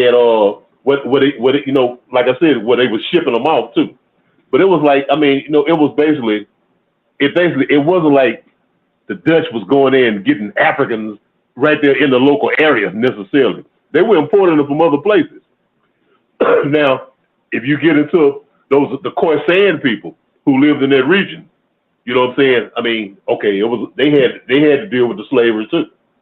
You know what I'm saying? The local Khoisan people in that area,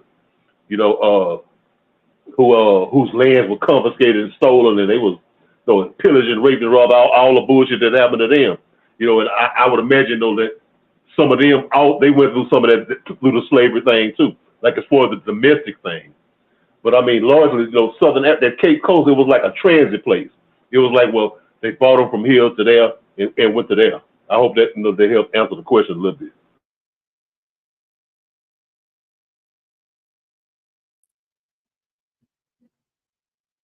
All right, Buana, you want to continue your thoughts, or are you done there? No. That was my thoughts. I just really wanted some clarity as to who was actually doing the selling. So thank you for that, Anthony. Cool. So with that said, Jacadero should be something number 4, the illegal slave trade in South Africa. The diaspora should claim all of Africa, not just West and Central Africa. What are your thoughts? Yeah, according to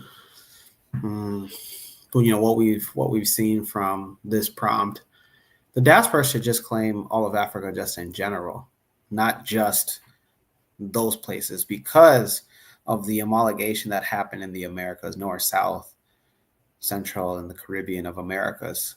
You didn't just have grandparents that were just from one country. You had grandparents, great, 16 great grandparents, 16 time great grandparents that were from different countries, and that continued to happen. Is it surprising that there's evidence showing that there was a slave dungeon in South Africa? No, not at all. I mean, come on. The Dutch, right? Isn't that the Afrikaners? The Dutch were there, so it makes sense. And then you said that I got some explaining to do. Go.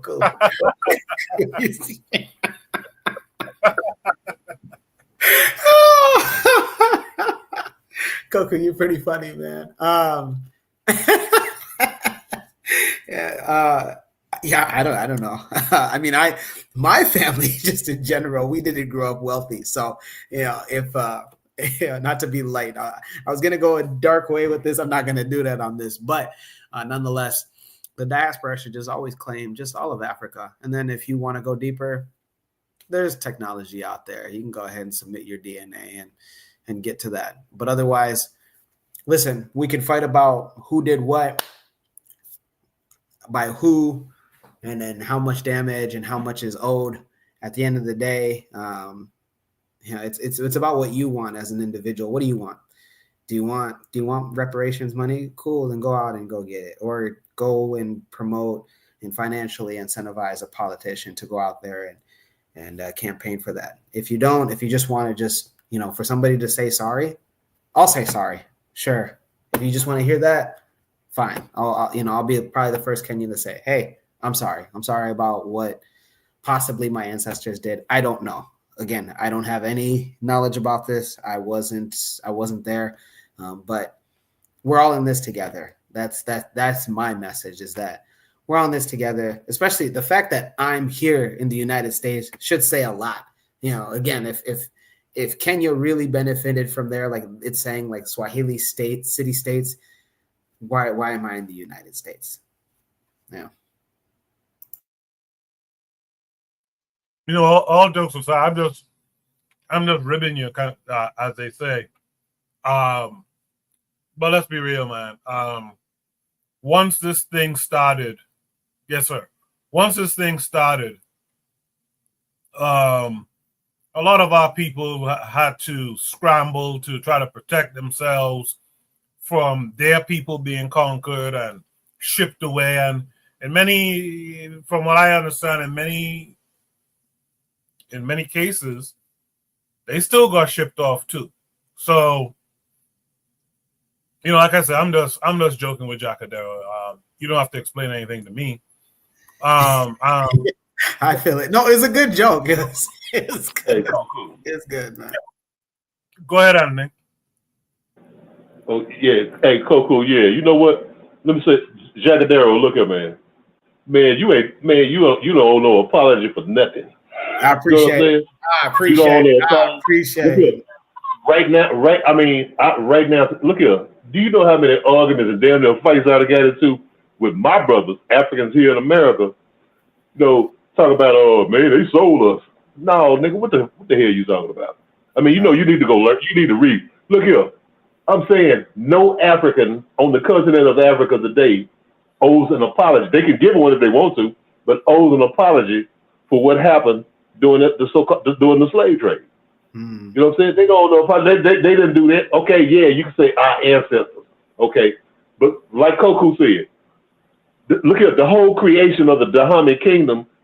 The creation of the Dahomey Kingdom. The Dahomey Kingdom, they was known as some slave traders. You know what I'm saying? But their creation came about because their people were victimized by it. Yeah. You know what I'm saying? They was getting sold left and right. Right. You know what I'm saying? So in a survival mode, people do stuff. Then you got the Europeans say, well, look here, we'll give y'all some guns. We'll give y'all some guns. We'll do this if y'all do this. We'll work together. You go over there and enslave your brother. Well, you know what I'm saying? We do the same bullshit now, man. It's the divide and conquer thing. We've been falling for it. You know what I'm saying? We fall just the other day. Some old stupid Negro tried to assassinate Traore. You know what I'm saying? Right. Divide and conquer. You know what I'm saying? We got countries now who, we got a Negro from my neck of the woods sitting up there saying all of this old bullshit, like almost remind me of some Saddam Hussein regime change shit. You know what I'm saying about this brother in Burkina Faso. So, it's always been a divide and conquer thing. But no, man, look here. Shit happens. Shit happens under pressure. People do things. People try to survive for themselves. We got to look at it. We got to realize we're no Pan-Africanism back then. Not as we know it today. You know what I'm saying? It wasn't us, hey, look here, we should have, but it wasn't that back then. People didn't see themselves as y'all my people. No, we saw ourselves as this is us. And, those some people, yeah, they are color, they look like, but it's a different culture, whatever. So we can't judge them in the same context that we do today. Right. So we had to add context. So, brother, you don't know apologies is nothing, man. And when I was talking about that, I was just like talking about certain things, Hey, if I was going to kind of say, man, tell me about Tipple Till. Hey, but look here, brother. From an African right here to you, a Kenyan African, man, you don't mean no damn apology for nothing. And you don't owe no apology for nobody. I appreciate it. I appreciate No, it.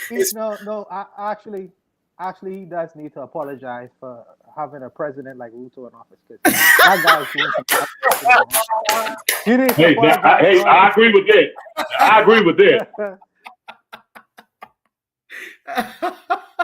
Hey, just Wanda, I don't want to do a tit for tat, but your guys' premier also agreed to send soldiers to Haiti as well. It wasn't just Ruto. So again, we don't have to do a tit for tat, but the Bahamian. He's a dancer too. He's a dancer too. I apologize. I apologize. I apologize, Sir Zuli. I apologize, Sir Zuli. It's not my fault. I didn't vote for that sucker.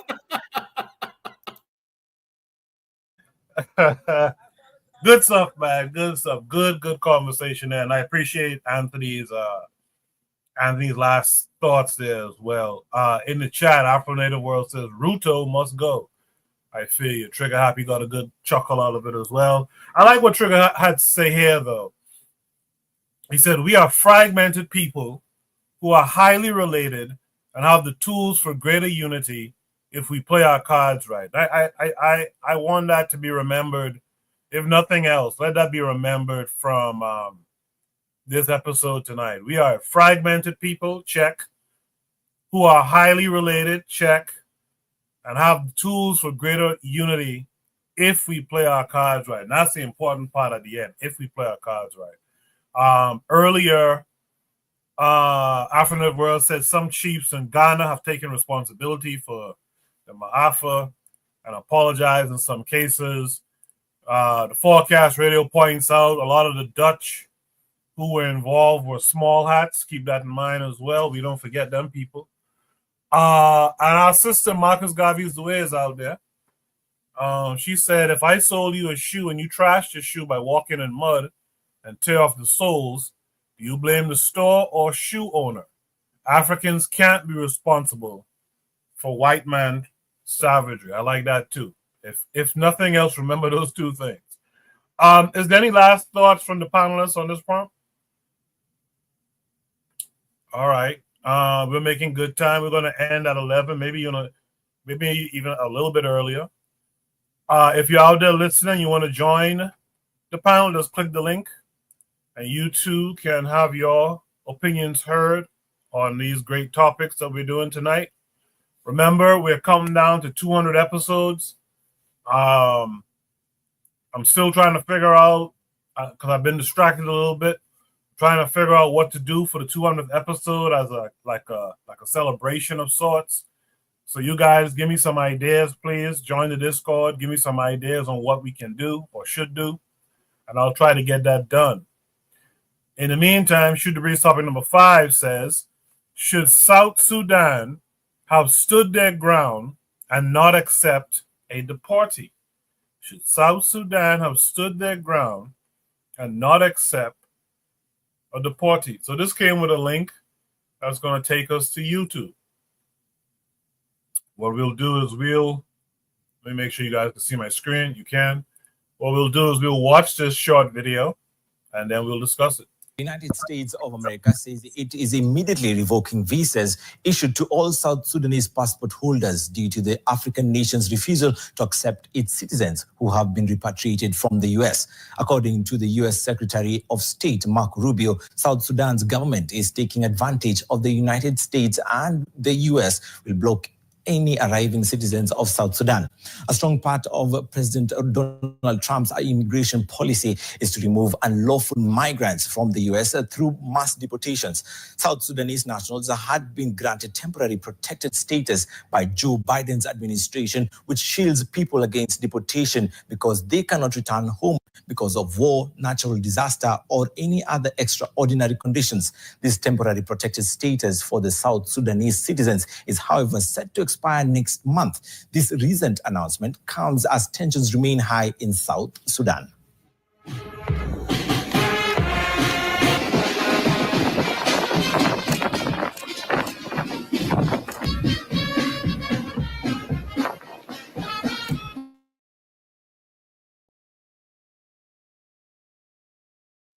Okay, so should it be something forced that should South Sudan have stood their ground and not accept a deportee?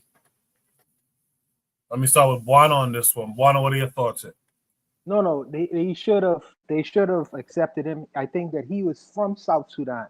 So if he is the son of the soil, obviously they should take one of their sons of the soil back. That's just right. So I agree with the government deciding to accept them. And if they are in America, and in America seems to be extremely hostile to black immigrants, I think that Africa and the Caribbean and other black nation states should open their arms and say, if you all don't want our children, that's fine. We'll accept our children. And it's a show of solidarity in the black world. And it's basically showing our humanity. And if America wants to go the way where they want to go, whatever direction they're going in, I think that we should accept our people with open arms. Open arms. We'll deal with it, whatever issues they may have had when they come back home. But as far as them getting kicked out of our country, no, Africa needs to give our people a wide berth and say, welcome home, son, and we will protect you and we will take care of you and we will facilitate all the needs that you may have or all the concerns that you may have in our respective continent. So I see no problem with it, Coco. Not at all.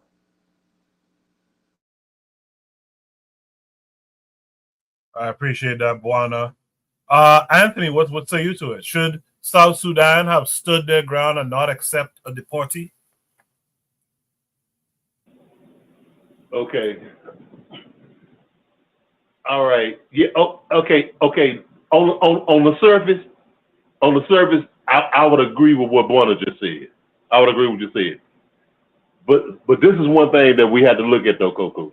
I'm gonna say this is one thing we got to look at. Okay, now we know South Sudan is a young nation. It's a new nation.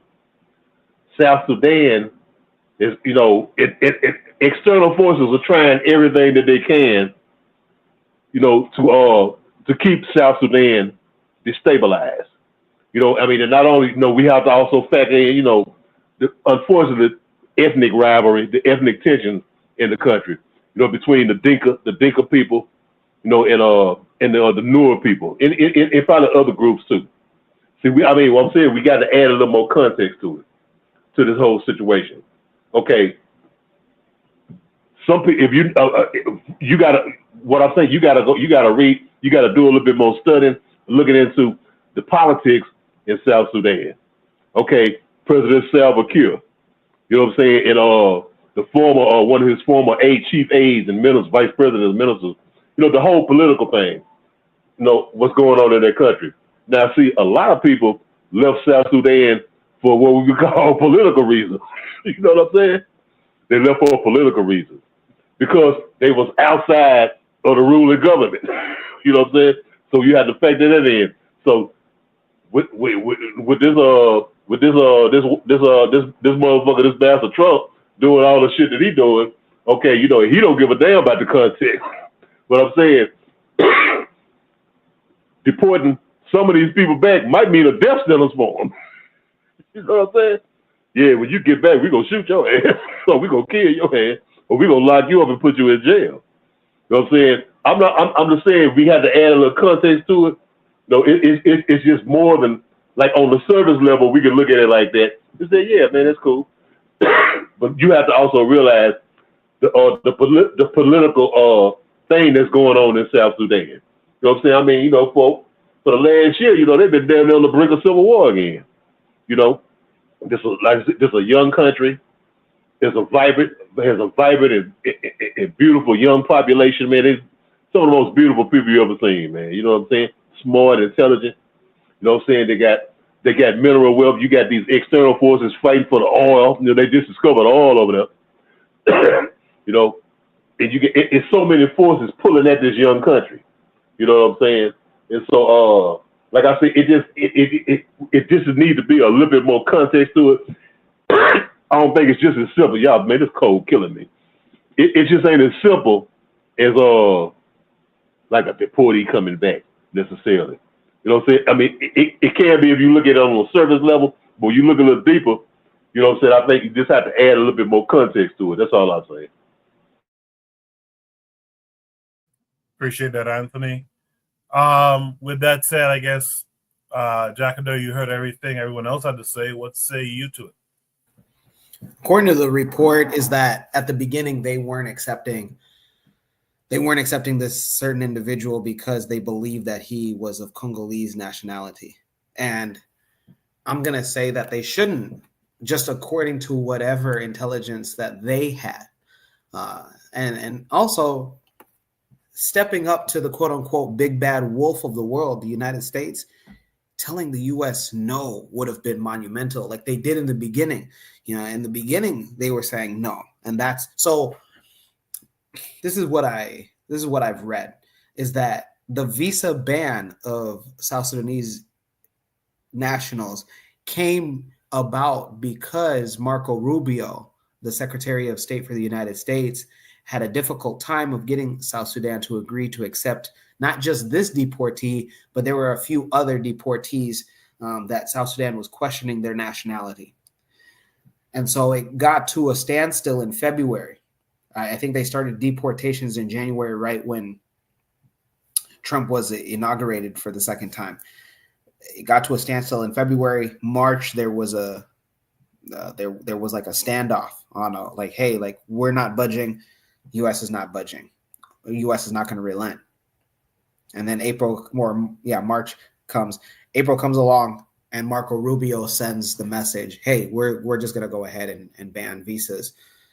Visa applications are going to automatically be denied of South Sudanese nationals.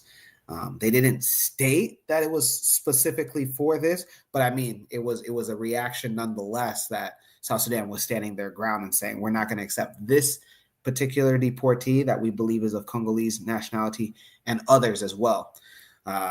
Sure, context is important. They're dealing with their own thing, but also it was great to see from a Pan-Africanist standpoint. I think every Pan-African, it would have been nice.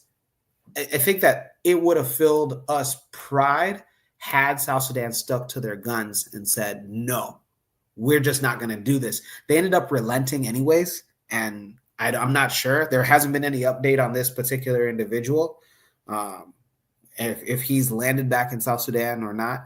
They did officially say that they were going to accept this deportee, which was sad. If they didn't, man, this would have been great. Again, like Anthony had mentioned, the youngest nation in the world. Well, the youngest quote unquote sovereign nation, but the oldest, arguably the oldest land, in the world, especially in the African world. This is where a large part of those West African ideologies came from, arguably, is that Kush kingdom. So I think that they shouldn't have relented. It should have been, I'm going to stand my ground. We don't give a damn what you say. We don't give a damn who you are, Marco Rubio, and what you represent. I'm curious to see on what comes after this, because one thing I know being around the average South Sudanese is that they're pretty stubborn. And so I'm really curious to see what happens for the rest of this time now, because I believe that deportations just of all of individuals are going to amp up here in the summer. And so what is to come? Because if there still is a visa ban for South Sudanese individuals still at play, who's to say that there still isn't South Sudanese visa holders still in the United States? Are they going to give themselves up? Are other people going to give themselves up? And then what are we looking at in the future, especially this upcoming summer? Not to relate, but a related story about how you can aid and hide a quote unquote fugitive. Because I guess if you're in the country past a certain time, you're now a fugitive, right? You're in the country illegally. There was a judge in Milwaukee, Wisconsin, that was arrested on the accusation that she was aiding and abetting an illegal immigrant, I believe from either El Salvador or Honduras, one of those Latin American countries. She was arrested and tried up on her crimes, and that was a judge herself. So I'm really curious to see what is to come from this. because I don't believe that that, again, just being around South Sudanese, they're pretty stubborn just in general, which, again, I'm not saying is a bad thing, but I am saying in the context that we're dealing with here, if there is a current war in the country, why would a South Sudanese, like Anthony said, they're here because there's political turmoil in the country. Why would they want to go back? Well, yeah, I'm really curious to see what's going to come. Very interesting stuff, man. Is there any last thoughts on this prompt by anyone on the panel? I know Buana wasn't here for a second. Buana, you have any last thoughts on this prompt? I don't know what's going on with Buana's sound here, but seems like there's no last thoughts here. So I was going to end the show after this prompt, to be honest. But I realized that there is a conversation we can have that I guess we'll end the show on that conversation. It's one that's been buzzing all week. You guys have an idea what it is. Shoot the Breeze topic number 6. Why, Shannon, why? You were warned. So you know who this is about. This prompt came with a few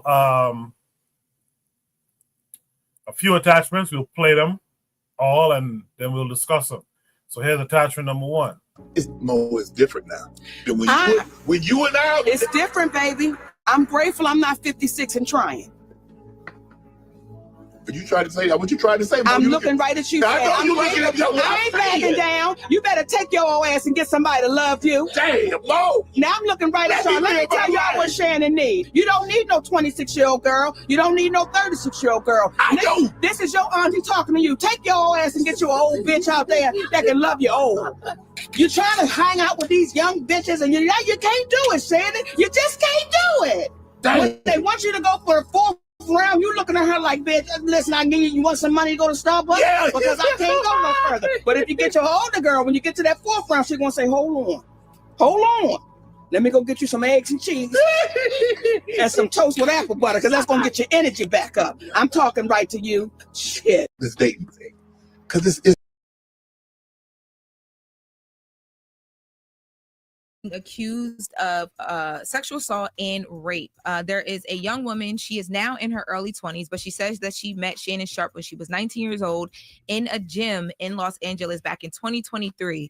And she says that because of what she experienced, and she says that she alleges that the rape was brutal, like it was very it was aggressive.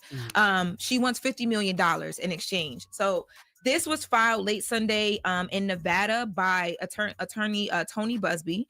Now, this woman is alleging that Shannon Sharpe raped her multiple times over the course of a 2-year relationship. The relationship that they had was sexual and parts of it were consensual. But she says during their relationship, because he was physically stronger, a lot older than her, like 30 some years older than her, and just, more powerful, he began to get really aggressive. But she, at this point, she was already in it. She says that he was manipulative. He would threaten to choke her and slap her. She's also said that at some point she was being recorded without her consent, and that she later found out and alleges that the videos were shown to people. Now, when they first met in the gym back in 2023, she says that she didn't know who he was, that it was just like an older guy that was like, checking out in the gym. He was very persistent. So eventually they started texting, conversation, and that led into them, beginning to see each other outside of the gym. They got into an argument in a home. This was after the whole like Instagram live thing, because with the woman that we think is named Michelle. Yes. Because at that point she said that they were in a they were in an actual relationship. They were in Vegas together. So when that happened, she had already kind of been, in this thing where he's verbally abusive, allegedly, but she thought that they were together. This Instagram live happens. She gets upset. She breaks it off because he's supposed to be exclusive, allegedly, to her. And he doesn't like that. She tries to turn on her phone location at some point during these arguments and send the phone location to her friends. He tells her and threatens her, allegedly, to say that like he will effing kill her if she ever does that again. But the rape part of it, she says that she was allegedly raped very, very brutal. Mm. She alleges the last rape incident happened January 2025. So it was, according to her, this was very recent. Shannon Sharp released a statement after all of these allegations dropped, but he is denying Lord this. have He's mercy. denying this. He also is saying that there is a video that this woman's team has that he's been shown. Hey y'all, it's Lauren LaRosa from The Breakfast Club. Sorry to interrupt, but y'all know how I do. So I'm here to talk about Top Dog Law. Y'all hear Top Dog Law? You go grab Tony Busby as the lawyer. Yeah, if you want to be taken serious, Tony Busby. But this, she might have grabbed him a long time ago. We don't know when she actually Like, if grabbed him. he's Do we just know when she getting to grabbed her. him? Well, okay, so we do When she know was now. with- We do have a timeline exclusively. So I reached out to Attorney Busby and I asked him, first of all, did this happen? Did you guys file this because of that $100 million podcast negotiation conversation? And he said they've been in contact with Shannon Sharp's counsel since February, long before any announcement. So then I said to him, well, you know, they're also saying in Shannon Sharp's statement that there's a video that has been altered to make it look like their sexual intercourse or whatever is non-consensual when it's actually consensual if you show the full video. Tony Busby said to me, he is a liar. He never even actually saw it. It wasn't even referenced or referred to in the case we filed.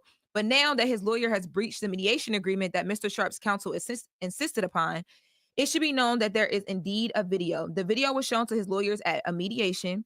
The video was also made available to Mr. Sharp for him to personally view it in full at my office. He didn't want to view it. He chose to offer a substantial amount of money instead, which my client ultimately rejected.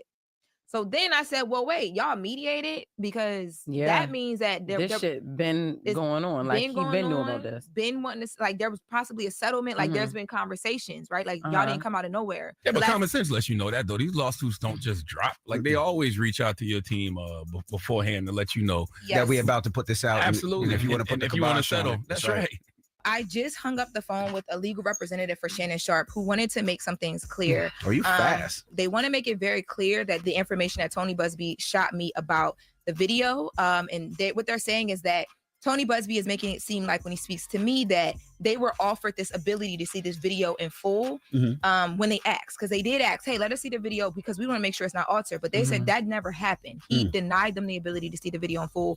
And from what they were told from their client, Shannon Sharp, the video that they did see was an altered video. And the reason why they wanted to see it was because they, of course, they know from what they're being told, there's another version of this video. I'm also told with the mediation, there was. What is the video showing? Is it showing a quote unquote rape or force? In the statement that Shannon released, he said that there's a video that show consensual sexual acts where he's doing things that she requested be done. Like, I don't know if it's like a role play situation or whatever the case may be, but it was all consensual.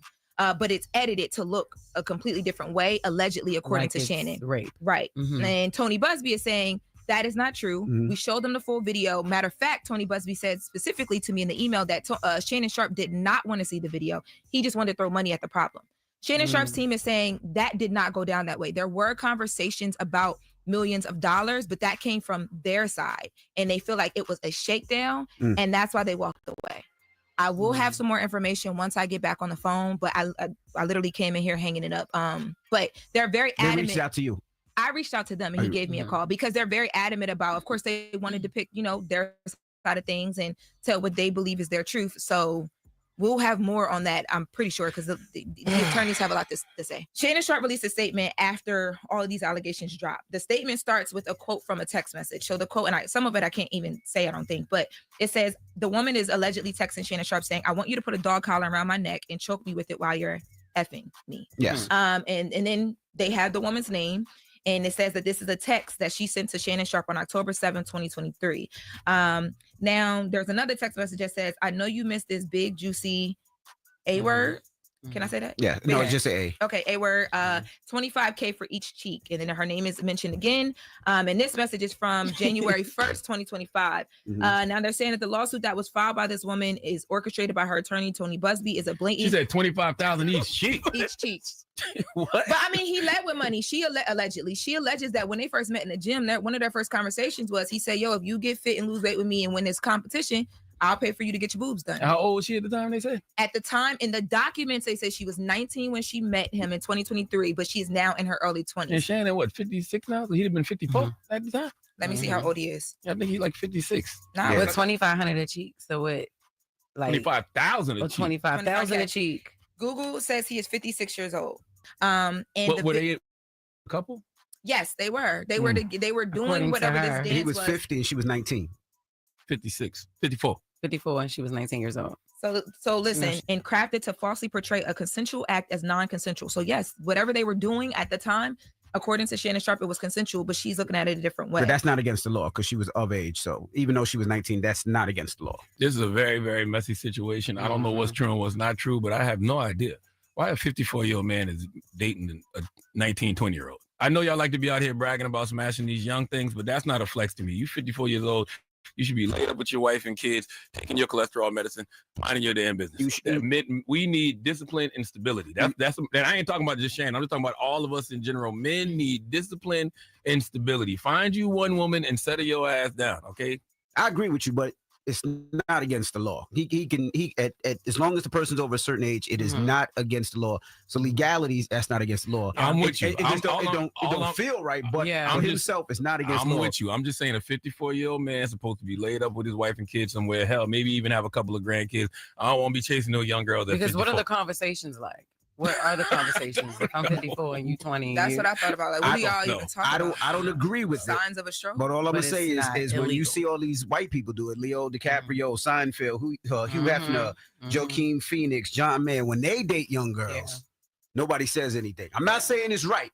But it's not against the law. But I saw Shannon with Andrew Schultz, and he was just talking about all of the ways he avoids situations like this. I don't know if y'all saw that part of the conversation. He don't even want to be on the elevator with a woman and stuff like that. It's the same thing with this. You know, a lack of discipline and stability can increase the chances of a situation like this happening. You 54 years old and 19-year-old, 20-year-old. No, you're right. It's like, come on. If you're going to be that disciplined with everything else, you got to be disciplined all across the board. But you know what's going to happen now? You're going to see more than one accuser start popping out now.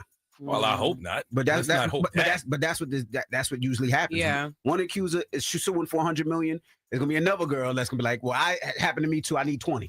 Then another one's gonna come. I need 10. That's what you're gonna see. I hope not too. I would hope not. I hope he didn't do this, but you know that's what you more likely to see. We've seen in the past. And why wouldn't you wait till he signed his podcast deal? Because we don't know nothing about no. She might not have put it out last week. They just put the announcement out last week. Did you see these text messages? In this statement, these alleged text messages, this woman said she wants a big black baby put in her. She ain't waiting on nothing. I don't know. You want a big black baby? She said it twice. They included these text messages that show the nature of their consensual sexual relationship. So she not black either. Nope, she white. So once again, Dr. Umar when you need him. Y'all gonna learn. I'ma just say I am totally against it. Oh my God. Even in sinners. Y'all ain't that's what you know what they were role playing and everything according to the statement, but he says it was all consensual. So this video, I don't know, it could look kind of crazy, but you know. Young girls, not black. Once again, we need discipline and stability because when you don't have no discipline and stability, it increases the chances of situations like this happening. Is the woman white? Do we know if the woman is white or she's Latino or what? I haven't confirmed that, but I can. But I just assumed by the conversation that she wasn't a black woman, but I will confirm that. And I'll let y'all know. Are we able to say her name? We can say her name. Can we play with race? You can't even pronounce it. Yeah, I was about to say I just don't know how to pronounce it. Let me see. Please. Okay, Jess. That's what I'm going for. Okay, Jess. No. Okay. Let me see. We doing this or no? What do we? Because I know it's G. It begins with a G. You know what? Let's let Jess try to pronounce it. The lawsuit filed by it's a third graph. Doom. Gabriella Zuniga. Ooh. Why you call her a Zoom nigga? You call that woman a Zoom nigga for no reason. That woman ain't even do nothing to you and you call her a Zoom nigga. You see what I'm saying? No, I didn't. Zuniga? What the hell? She's not African, That was right? probably one of her tweets to Shannon. That one of her texts to Shannon. I want you, Zoom nigga. Put all of that in me.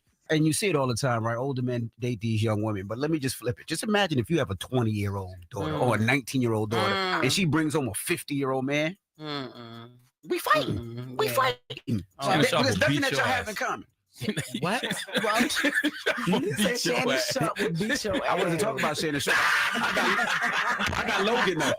I got Lil Logan. What do you think Lil Logan goes to the gym every day? Frail 54-year-old is on. You're just gonna like get mad at and you're just gonna hang up on me. So I feel like I'm not gonna hang up on you. Here's what it is. what does that even mean? Nothing, Gabby. You want to be a dick to me now, so I don't want to be Oh, Lord have mercy. If you say that one more time, I'm going to choke out of you when I see you.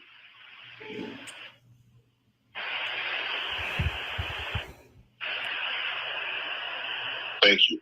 Well, I don't want to be choked. Yes, you do. I don't think you have a choice in the matter. Anything I say.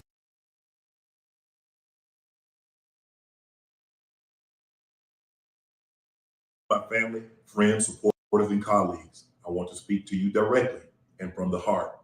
This is a shakedown. I'm going to be open, transparent, and defend myself because this isn't right. This is all being orchestrated by Tony Busby, who has targeted Jay-Z. Tony Busby targets Black men, and I believe he's going to release a 30-second clip of a sex tape that tries to make me look guilty and play into every stereotype you could possibly imagine. That video should actually be 10 minutes or so. Hey, Tony, instead of releasing your edit, put the whole video out. I don't have it, or I would myself. You know what happened, and you're trying to manipulate the media. The encounter in question took place during the day at her invitation, and now that appears to be a deliberate setup, coordinated by Gabby, also known as Carly on OnlyFans. Gabby and Tony Busby want $50 million. What they're getting is sued for defamation and trying to take me down. My career is all about real talk and honesty. I know my family and fans know exactly what this is about. And I'm going to be out there telling you whatever I need to say, just like I always do. I love all. You know, that sellout Jason Whitlock did make a kind of a good point here. He said when Shannon did this apology, you notice he ain't being the country bumpkin clown at all. He come, you know, proper speaking and addressing pretty much the Black community too, by the way, which is what they tend to do when they get in trouble. Cheryl said that Negro's life is over. Let me see if my panelists feel the same. Jacadero, are you familiar with this story? What are your thoughts on it? Yeah, unfortunately, I am. I didn't want to be familiar with this story, but unfortunately, I am.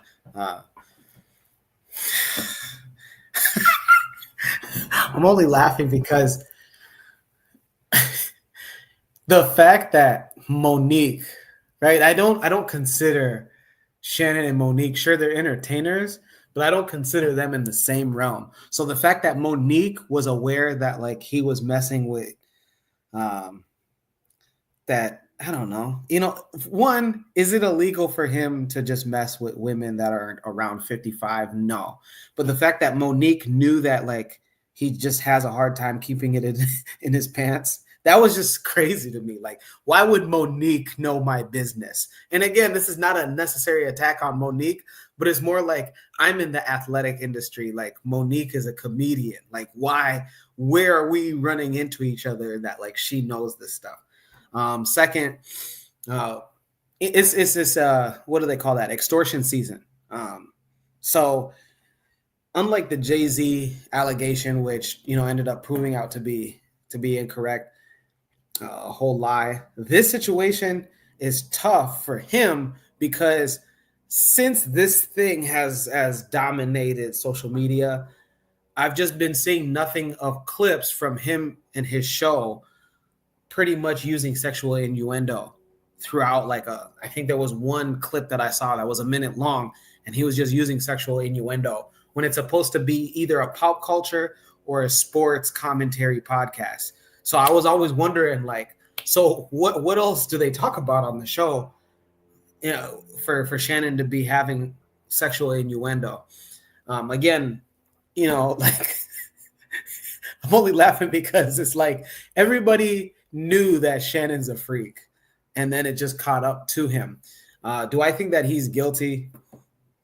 Especially if they had, I think like it was mentioned that they had like a over a year relationship. Then no, I don't think he's guilty because it's like, hey, this woman was about money. Now, should he not be messing with white girls? These guys, these type of guys are always the same. When I mentioned these guys that like, bro, they okay, his contract was up for a reported $100 million podcast renewal. So like they, I guess they review your product, which is your podcast, and they say, hey, according to the numbers and ad revenue, pretty much we can make this kind of money from your product, which is his podcast. So this girl must have smelled whatever it was and was like, yo, I'm trying to get some of that money too. But guys at his level, they're not going to choose a black girl. And also, if he's this big of a freak, I don't want him to be around black girls. Please stay away. Because like he released, Shannon himself, he released text messages hoping that public opinion would be in his favor. Unfortunately, I got bored and I read some of these text messages. They both some weirdos.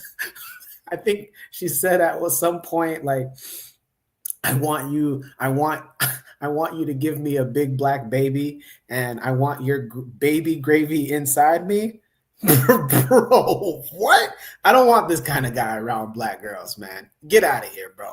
Whether young or old, stay away. You just a freak. You a freak, and not in a good way. How did Kendrick say it? Freaky ass nigga. You was 69. Go.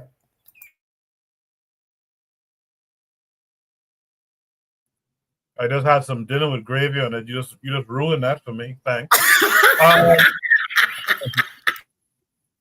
I'm dying. With that said, let me hear from Anthony next. Coco, why you do that, man? You are Yo, Coco, why we got to end the show with this fool, man? Hey, I mean, I knew it was come. I knew it was gonna come around. I was hoping it'd probably be next show or something like that. But no, man. You know, I have no sympathy for Shannon Sharp. Okay, first, let me say this here. Okay, I think it is a money thing. The girl is trying to get his money. I don't think he raped the bitch, raped her, none of that shit. You know what I'm saying? I don't think it had it. I don't think it. You know, I don't think it was that. But what I'm saying is, I have no sympathy for this brother. Like you said, you seen Monique talking to, and you seen when Cat Williams was telling him about the white girls. You know what I'm saying? Shannon Sharp is a brother, a Negro, one of these Negroes who has a whole lot of self-hate. He one of them brothers who looked in the mirror and looked at himself and said, I hate you, Negro. You know what I'm saying? I know exactly how he feels because I remember when I was 16, 17, you know what I'm saying? Years old, you know, young black brother, you know, looking in the mirror at myself, full of that self-hate too. You know, that stuff that it took me a long time to get rid of. You know what I'm saying? And you know, and though I didn't never mess with white women, you know, white girls and nothing in high school and nothing like that. But it was, I did have a thing of like, white is right, white is better. You know what I'm saying? And I know he went through the same thing, and then he even more dark skinned than me. You know what I'm saying? So this brother is full of self-hate. It's been ingrained in him for a long time. Ever since I've been watching him. I remember when he first came to the NFL, man. You know, I remember he used to talk a lot. I said, man, you know, this brother overcompensating for something, man. You know what I'm saying? He got a deep-seated hate. He got a Jack Johnson hatred. You know what I'm saying? You know, we talk about Jack Johnson. You know, Jack Johnson was full of self-hate too. But this is a deep self-hate that go in a lot of our brothers. You look at that brother, whole brothers all across the NFL, all over sports. Time they get money and get married, what they do? Go and get these white girls, or go and get these Spanish, get these Mexican, you know, other than black women. You know what I'm saying? I mean, it goes, look what I can get now, what the money doesn't allow me to get now. Man, I think about some of my roster brothers, man, when they talk about Babylonians and stuff like that, they call you a Babylonian. I know the brother was explaining to me, he said, man, you know what, you live in Babylon, you're a Babylonian. And he was saying, breaking it down to me like, it don't matter whether you're black or white. He said, it's your lifestyle or what you get involved in. You know, and then it made me think about, and that led me to think about what Farrakhan used to say. Remember, Farrakhan was talking about black people in America and how we do. He said, you live in a habitation of devils, and so you became a small devil. You ain't the big devil, but you became a little devil. In other words, when in Rome, do as the Romans do. You know what I'm saying? That kind of mentality right there. And that's what a lot of these brothers and sisters too, to a lesser degree, but to a growing degree, they do when they come into some money, some celebrity, get put out there in the forefront. But what you don't know is that deal with the devil. The deal with the devil always got a bad ending for you in the end. Okay, yeah, you on top today. You got money today. They just gave you $100 million, and now they're gonna take that motherfucker away from you. You know what I'm saying? And what's the first thing, like Coco, like we said, what's the first thing they do? They come back to us. Man, I heard this Negro say on the show with Skip Bayless. I heard it live. I heard him say it was because somebody was going at him for his interracial relationship. He said black people would rather be miserable with a black person than be happy with a white person. You know what I'm saying? Right there, when he said that told me everything about that I need to know about Shannon. That told me. And Anthony, he just like Anthony, sorry to interrupt. What did that have to do with sports? Like his show, he shouldn't even have addressed that. He shouldn't even have said that because it had nothing to do about sports. That's the most confusing thing. Yeah, I'm gonna tell you exactly why it happened. This is why it happened. Because you know what? What's in a man gonna come out of it. What's in a man or a woman, it's gonna come out of you sooner or later. Yeah. Hey, look here. It's gonna come out of you. I could sit here, any one of us, we could sit here we could talk about black empowerment and talk about unity and everything. If that ain't really in us, guess what? That other shit gonna come out eventually. It's gonna show up. Yeah. It's gonna show up. When somebody, if Koku or anyone else start talking about black unity and black power, or nation or whatever, somebody gonna throw some shit in like that can't happen. You know what I'm saying? Like you delusional. I'm just saying, what's in you gonna come out of you. It's gonna come out of you. And what's happening is just coming out of Shannon Sharp. You know what I'm saying? I mean, okay, yeah, man, look here. I think I might be the senior citizen on the panel. I don't know how the other. I think I'm 58. You know what I'm saying? I mean, common sense tells me, hey man, you know what, man, go sit your old ass down, man, and get you a settler. A woman your own closer to your old age. Go and try to live your life. Live your life and leave that other bullshit alone. But not only you got this brother, black ass brother, you know what I'm saying, with all this internal self-hatred. We'll say he got a little money and he going off, as old as he is, he should know better. But you know what? It's ingrained in his mind. It's ingrained in his mind. No, I don't think he ain't raped that old bitch. He ain't do none of that shit. And the girl want to get some money from him. But damn, what the hell you expect? But see, when you got that mentality, I'm OJ. You know what I'm saying? I'm OJ. I ain't black. I'm OJ. I'm Shannon. I ain't black. You know what I'm saying? I'm above that shit right there. You know what I'm saying? I got money. I got prestige. People know me. I got a show. You know what I'm saying? But I mean, just observe. You know what? You can sit down and just listen to people talk. Don't say nothing and listen to them talk. Like I said, what's in them gonna come out of them. I'll let somebody else talk, man.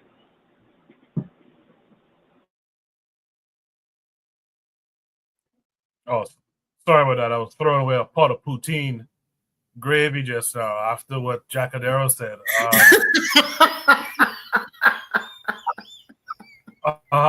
With that said, let's hear from Buana. Buana should be top number 6 says, why, Shannon? Why? You were warned. Go ahead. Cool. I don't know how you find poutine, but poutine is one of my favorite meals. Yeah, I mean, I don't know how you find poutine, but needless to say, first of all, let me say this. I'm not into celebrity culture. You know what I mean? So I just look at it on the face of it. So I have to say shout out to Kim Kardashian, shout out to Gabrielle Zuniga, shout out to Nicole Brown Simpson, shout out to Tiger Woods' wife too, by the way. We have a saying in the Bahamas. They say, if you find a donkey, you ride it. If they find, and what they mean by that is, if you find a millionaire, a multi-millionaire who's goofy, who don't use his brain, and the only thing he have for him is he holding his dick in his hand to the next person who is going to give him some sexual gratification, and they take advantage of it, you ride that donkey until a donkey goes where it's supposed to go. I wish them millions of dollars. I want them to get millions. If I was to meet Shannon Sharp or Puff Daddy or any of these guys wouldn't spit on me. They would think that they are better than me. Why? I don't care about these dudes, nor do they care. And I know the feeling is mutual. Anthony was talking about self-hate. Listen, did it ever occur to you that they don't even date wealthy white girls? Tiger Woods date his nanny. His nanny get him for $500 million. You know what I mean? This lady she was working as a waitress. Nicole Brown's sister, Simpson, was probably in Hooters. They don't even get top shell white women. They don't even get wealthy white women. They get some broke hobo on the side of the road, and who gonna give them some freakish sex and say, oh, I love you. Did you hear that discussion they was having, like on the telephone? This is plantation politics at its best, man. This is plantation style politics at its best. And I don't blame them girls for 1 second. They find an idiot to take advantage of, and we talk about Garvey in the show. I keep on telling the brothers, intelligence run the world and ignorance carries the burden. And he is about to carry the burden for his stupidity. He's about to carry that burden. He blew $100 million bag.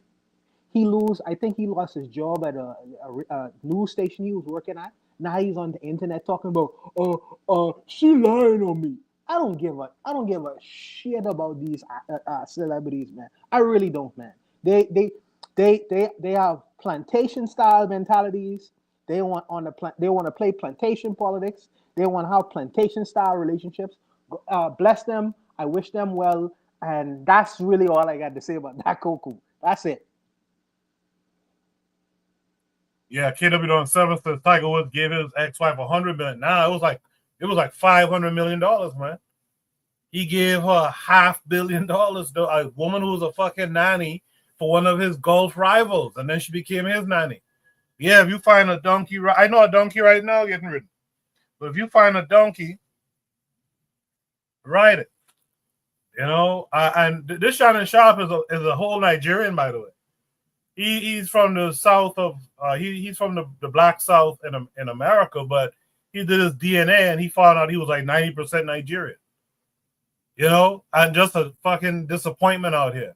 But I'm glad that we have this next panelist who joined us, because I was asking for an African woman to come up and give their 2 cents on this. And Cheryl answered the call. Cheryl, how are you this week? Can I be heard? Yes, you can. How are you this week? I'm good. How are you guys doing? Great. I'm hanging in there. Thanks for coming through. Yeah. So what are your thoughts? And take your time with this one. What are your thoughts? And also let's talk about it in a way that the young men coming up can actually get something, you know, from it as a young man, if you don't mind. So let's go, Cheryl. Talk about it. Yeah, so like everybody that came on and they said what they said about Shannon it's y'all pretty much said everything. He's just another lost soul, you know what I'm saying? Like he's just one of them. And as far as our sons, for a younger generation, I just feel like for every generation we have, for as long as we've been in contact with white people, we have examples for every single generation for men who behave like Shannon Sharp. So what we need to do with our sons is show them, yeah, these are celebrities, they're going to do what they do because they're tied to Hollywood. They're inextricably tied to white people. So these are the type of men that you don't want to be. And I know they're celebrities and we don't want to, you don't have to acknowledge them. They're just clowns, but social media is a powerful thing. And like I always say, every time I come on here, socialization beats information, right? So whatever they see in the media, they go and talk to their friends about it. And, nowadays, maybe a lot of people don't know this, but in a lot of social media I guess like groups. You have like these gender wars. You have the men against the women. You have men defending Shannon Sharp. You got black women talking about I'm a mind my own black business. But Shannon Sharp did this to himself and da da da da da. And yeah, it's true, he did do it to himself. But you know, at the end of the day, these are things that our children are looking at. You know, so in impressionable minds. So it's important to have, you know, family members who can teach them what's going on, because regardless of if Shannon is guilty or not, it doesn't matter. It doesn't, all these details, none of that crap matters. The only thing that matters is how white men are going to come to the defense of this white woman, in order to throw this man all the way under the bus. And he helped them. He gave them the ammunition to do it. So yeah, you can't really feel, and he's already burned so many bridges with black people, so many bridges. So I mean, nobody's coming to his defense. Doesn't matter how many pleas, how many, oh, he's a good guy, he would never, we all know he would never do it, but that's not the point. The point is we live in a white country. I'm white and I say so. So if white people get, you know, if white people say he did it, then he did it. Period. There's really no two ways about it. So that's just how I feel. The old I'm white and I say so. Cheryl, in the back chat, we briefly talked about it. Juana earlier said, he pointed out how a lot of these black guys tend to get some lowly white woman. But I guess a good question is there a high class white woman as far as black people are concerned? What are your thoughts on this idea? Absolutely not. Oh, go ahead. No, Cheryl, it's on you. It's on you. Oh, okay. I mean, I know what people mean when they say it. It's like when you look at it, it's like, she's 19, 20, whatever, he's 56. But I mean, if she wasn't 19, and she was 45, and, would that make a difference? Like, I mean, in the grand scheme of things, it's still the same problem. If not worse, is because when a white woman is 45 and she's in the same age range as Shannon Sharp, she's definitely coming after him. I mean, look at how these white women came after Cosby, and it's 50 years later. I mean, it's probably an even worse situation. This young white girl just knows she got power, but she's not experienced enough to know how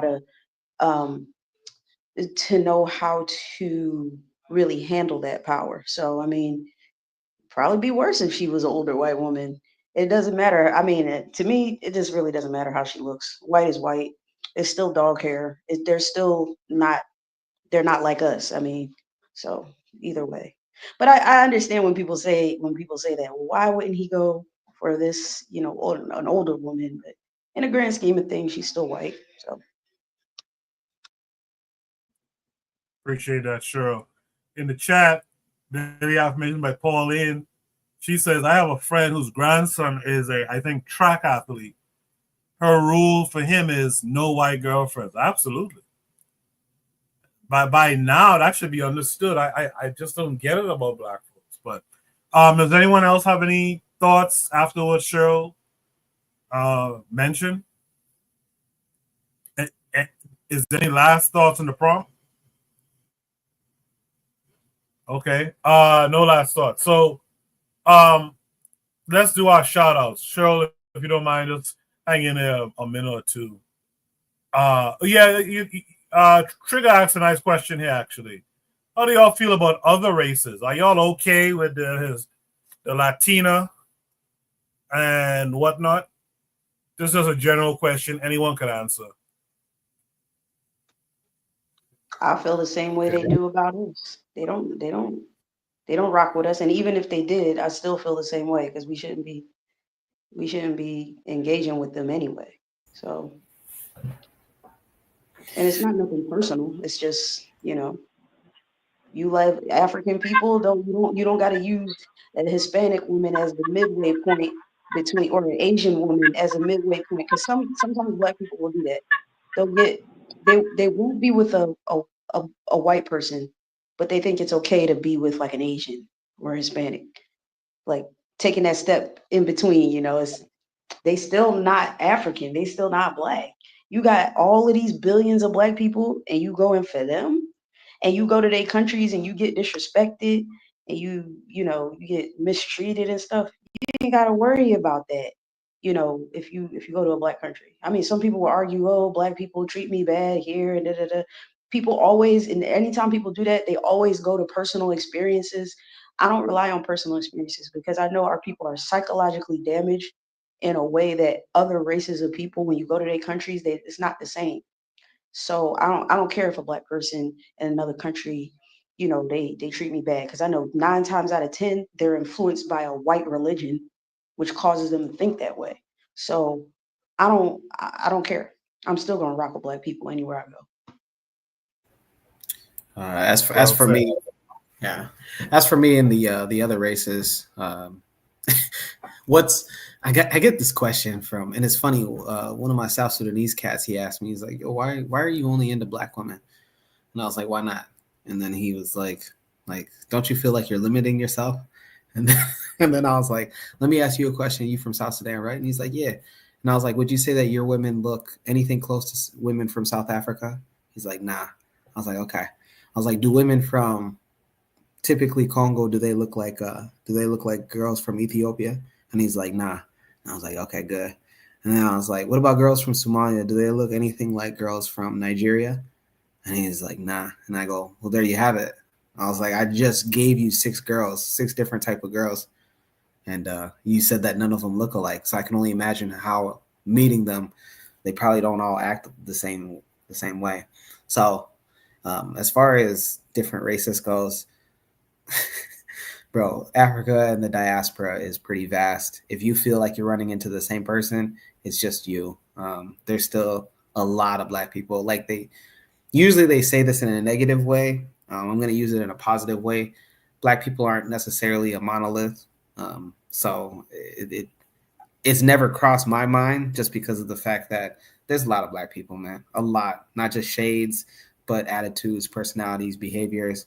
And it's awesome. If you ever want to go out and experiment with other races, bro, do what you do. As far as for right here, I love the way that I look. I hope that my children, I'm looking forward to my children looking exactly the way that I do.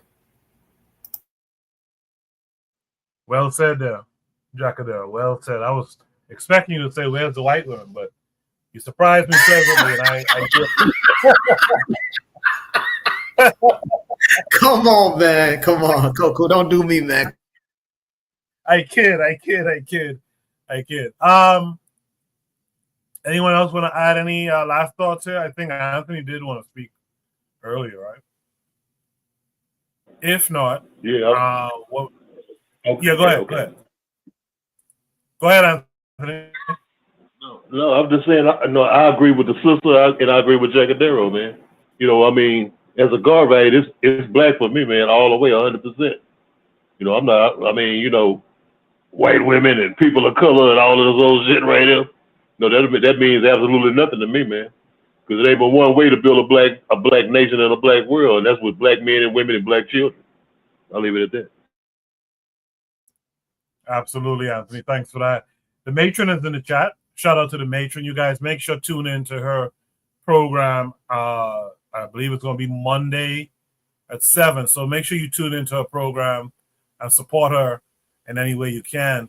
She says Shannon Sharp hates himself and Black people so much that he doesn't want his money or his genetics to mix with the Black community.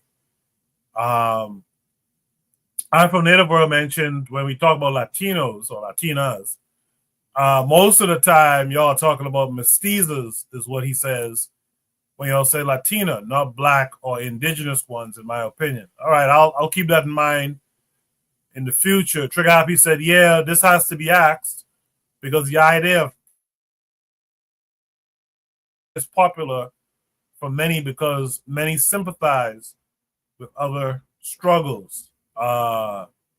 Trigger also says Black people have so much genetic diversity, we don't have to date out. I agree with that, brother. The matron says here, we should not be okay with any other race of people.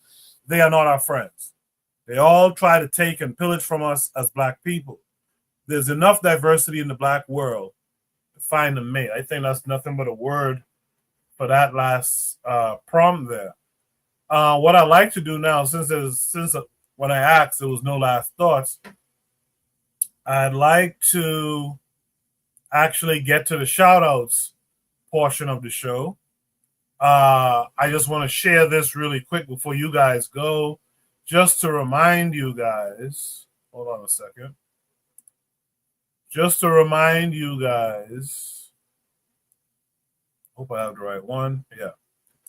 About this book that our very own Afro Native World in the Chat was a part of. I got a copy of it last week. I haven't finished going through it yet because I had all that stuff going on where I had to leave the country. But please support this special effort. This is from the community tab on the Bitter Medicine podcast page on YouTube. The book is called The Watoto, Born in the New Free Community. So that's my shout out for this week. Make sure go and check out that book.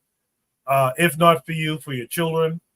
And then come back and let us know. I plan to do a book review, by the way, Afro Native World.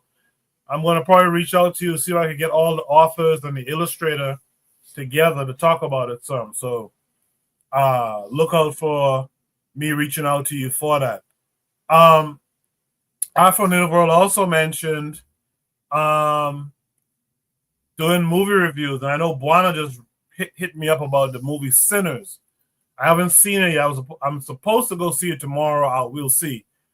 But if I see it tomorrow, I'll definitely link up with Buana, maybe Azuli, and we could do a review on that. So that's my 2 shout outs for the week. Shout out to all of you, though, in general. With that said, let me get shout outs from Jacadero. What say you this week? 2 shout outs first. Shout out to, since we were on the topic, shout out to just Black women in general, man. It's awesome. Just like any other guy, you know, when you're in your 20s, you're not having the best time with ladies. And for those that don't know, I'm rocking a bald look now, but I used to have locks. So just a little story. I went to me and my boys went out to a bar when I had my starter locks, and a Black woman, you know, she rejected me, and she rejected me in such a way that, you know, now it's funny. At the time, it wasn't funny. You know, she said, "You burnt Cheeto head looking ass, get away from me." And but it's that, you know, that had caused me to just, you know, look at myself and be like, you know, what do I got to do to get better results? And also that never deterred me from saying, like, you know, I'm not gonna approach any Black woman anymore. In fact, I was like, hey, I'm gonna make sure that you gonna see me in a better light. So shout out to Black women. 2, shout out to Omaha, Nebraska, home of the Empowerment Network that puts on the Rebuilding a Village Conference. That's right, the Rebuilding a Village Conference. It's this year, Friday, May 16th, 2025. Once again, that's Friday, May 16th, 2025. What is the Rebuilding a Village Conference? It's in the name. It's Rebuilding a Village. It's not an ordinary conference. It's all about strategy and collective action towards you, the Black community. We partner with cities, not only just here in Omaha, but Kansas City, Tulsa, Oklahoma, New Orleans, Louisiana, Lansing, Michigan, Syracuse, Atlanta, Durham. I mean, the list just goes on. And not only just finance, tech, but real estate, the trades, electrical, HVAC, and everything in between. I'm begging you guys, and I don't beg, but I beg you guys, if you guys have the time, please register. And I'm inviting you guys to come to Omaha, Nebraska, the home of Malcolm X, where we have the only Malcolm X Center in the United States dedicated to him. We were the group to put him and introduce him to the Nebraska All-Star Hall of Fame last year in 2024. Nonetheless, please go out and register at empoweromaha.com for the Rebuilding a Village Conference. Looking forward to seeing each and every one of you guys if you guys have the time and the resources here at Omaha, Nebraska. Well done there, Jacadero. Good stuff. Jacadero, thanks for the MP3 of the recording I asked for some people to do for me. For those of you, if I sent it to you, record that for me so we can get that out there. And if I haven't, and you want to do the recording, just hit me up a DM on Discord, and I'll get the script to you. I appreciate it. With that said, Anthony, what would you like to shout out this week? Okay, yeah, man. Shout out to the brother Jacadero and Empower Omaha, to your organization, man. No, shout out to Koku, man. You know, prayers for you and the family, man. Hope your father make a speedy recovery. You know, a shout out to the sisters, to the matron and to Cheryl, to Buana, and a special shout out, man, to the black world, man. How everybody is standing up to put their arms around President Traore, man, Ibrahim Traore, man. You know, I think it's on the 30th. I think it's supposed to be this big movement, this big mass movement, like a march or something, man. You know, color symbolism, but you know, it's black people all over the world standing up together, man, for Traore, saying hands off Burkina Faso, hands off Traore. Y'all ain't gonna do that same shit no more. So it's gonna be a problem, man. And anyway, shout out to the show, man. Good stuff, Anthony. Good shout out there. Thank you very much for that too. Buana, last but not least, what would you like to shout out this week? Yeah, the first thing I wanted to shout out is Jacadero. Jacadero made some comments earlier in reference to him having a hard time with dating.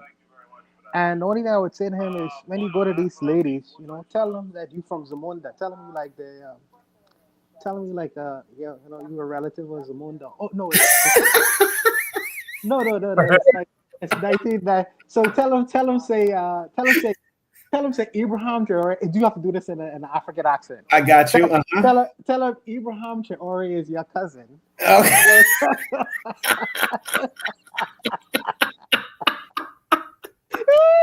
You know what? I've never thought about that. I got you. You gotta do it in an African accent. We'll try. Okay, all right. Yeah. Lastly, this is a serious matter. There is a sister from the Bahamas. She is the first Bahamian lady in space. Her name is Aisha Bo. You know, when I saw that, I was very happy about it because she flashed the Bahamian flag as she was riding up on I forget the name of the spacecraft. But she is actually like the second Caribbean woman. I think the first Caribbean woman who went to space was Antiguan.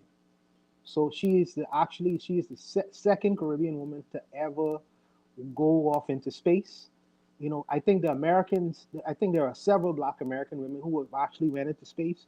But shout out to her for making that first stride for the country, you know, because that's phenomenal. And she's like some kind of tech entrepreneur engineer.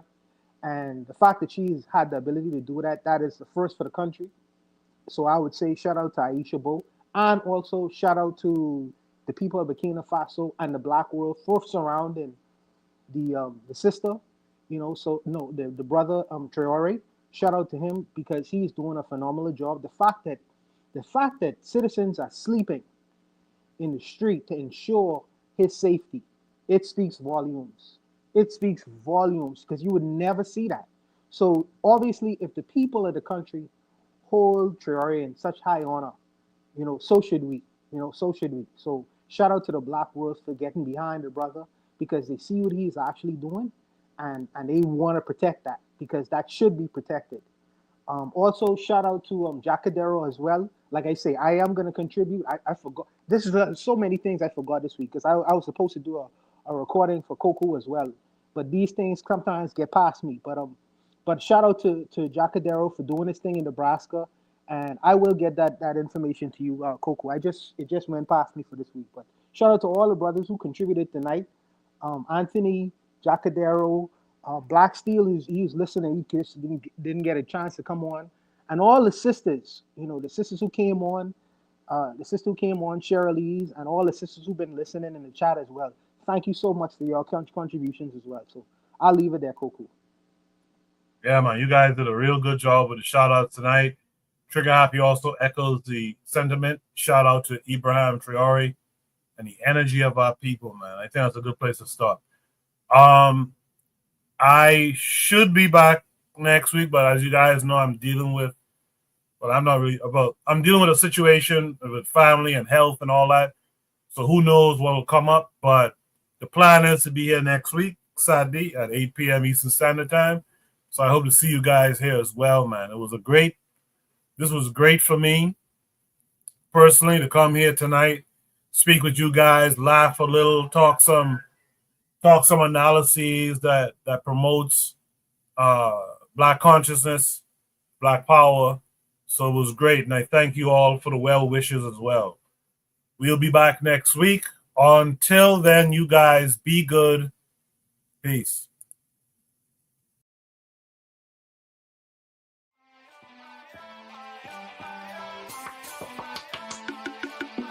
Thanks for listening to the Bitter Medicine Podcast with your host, Koku. If you like what you just heard, we hope you pass along our web address, bittermedicineblogs.com, to your friends and colleagues, and share our show to all your social media. Be sure to check out our archive section on our website for previous podcasts. This has been a KWAZ radio production. Join us next time for another session of the Bitter Medicine Podcast. Follow us on Facebook at Bitter Medicine Show, Twitter, Bitter Meds, Tumblr, Bitter Meds, Instagram, Bitter Medicine.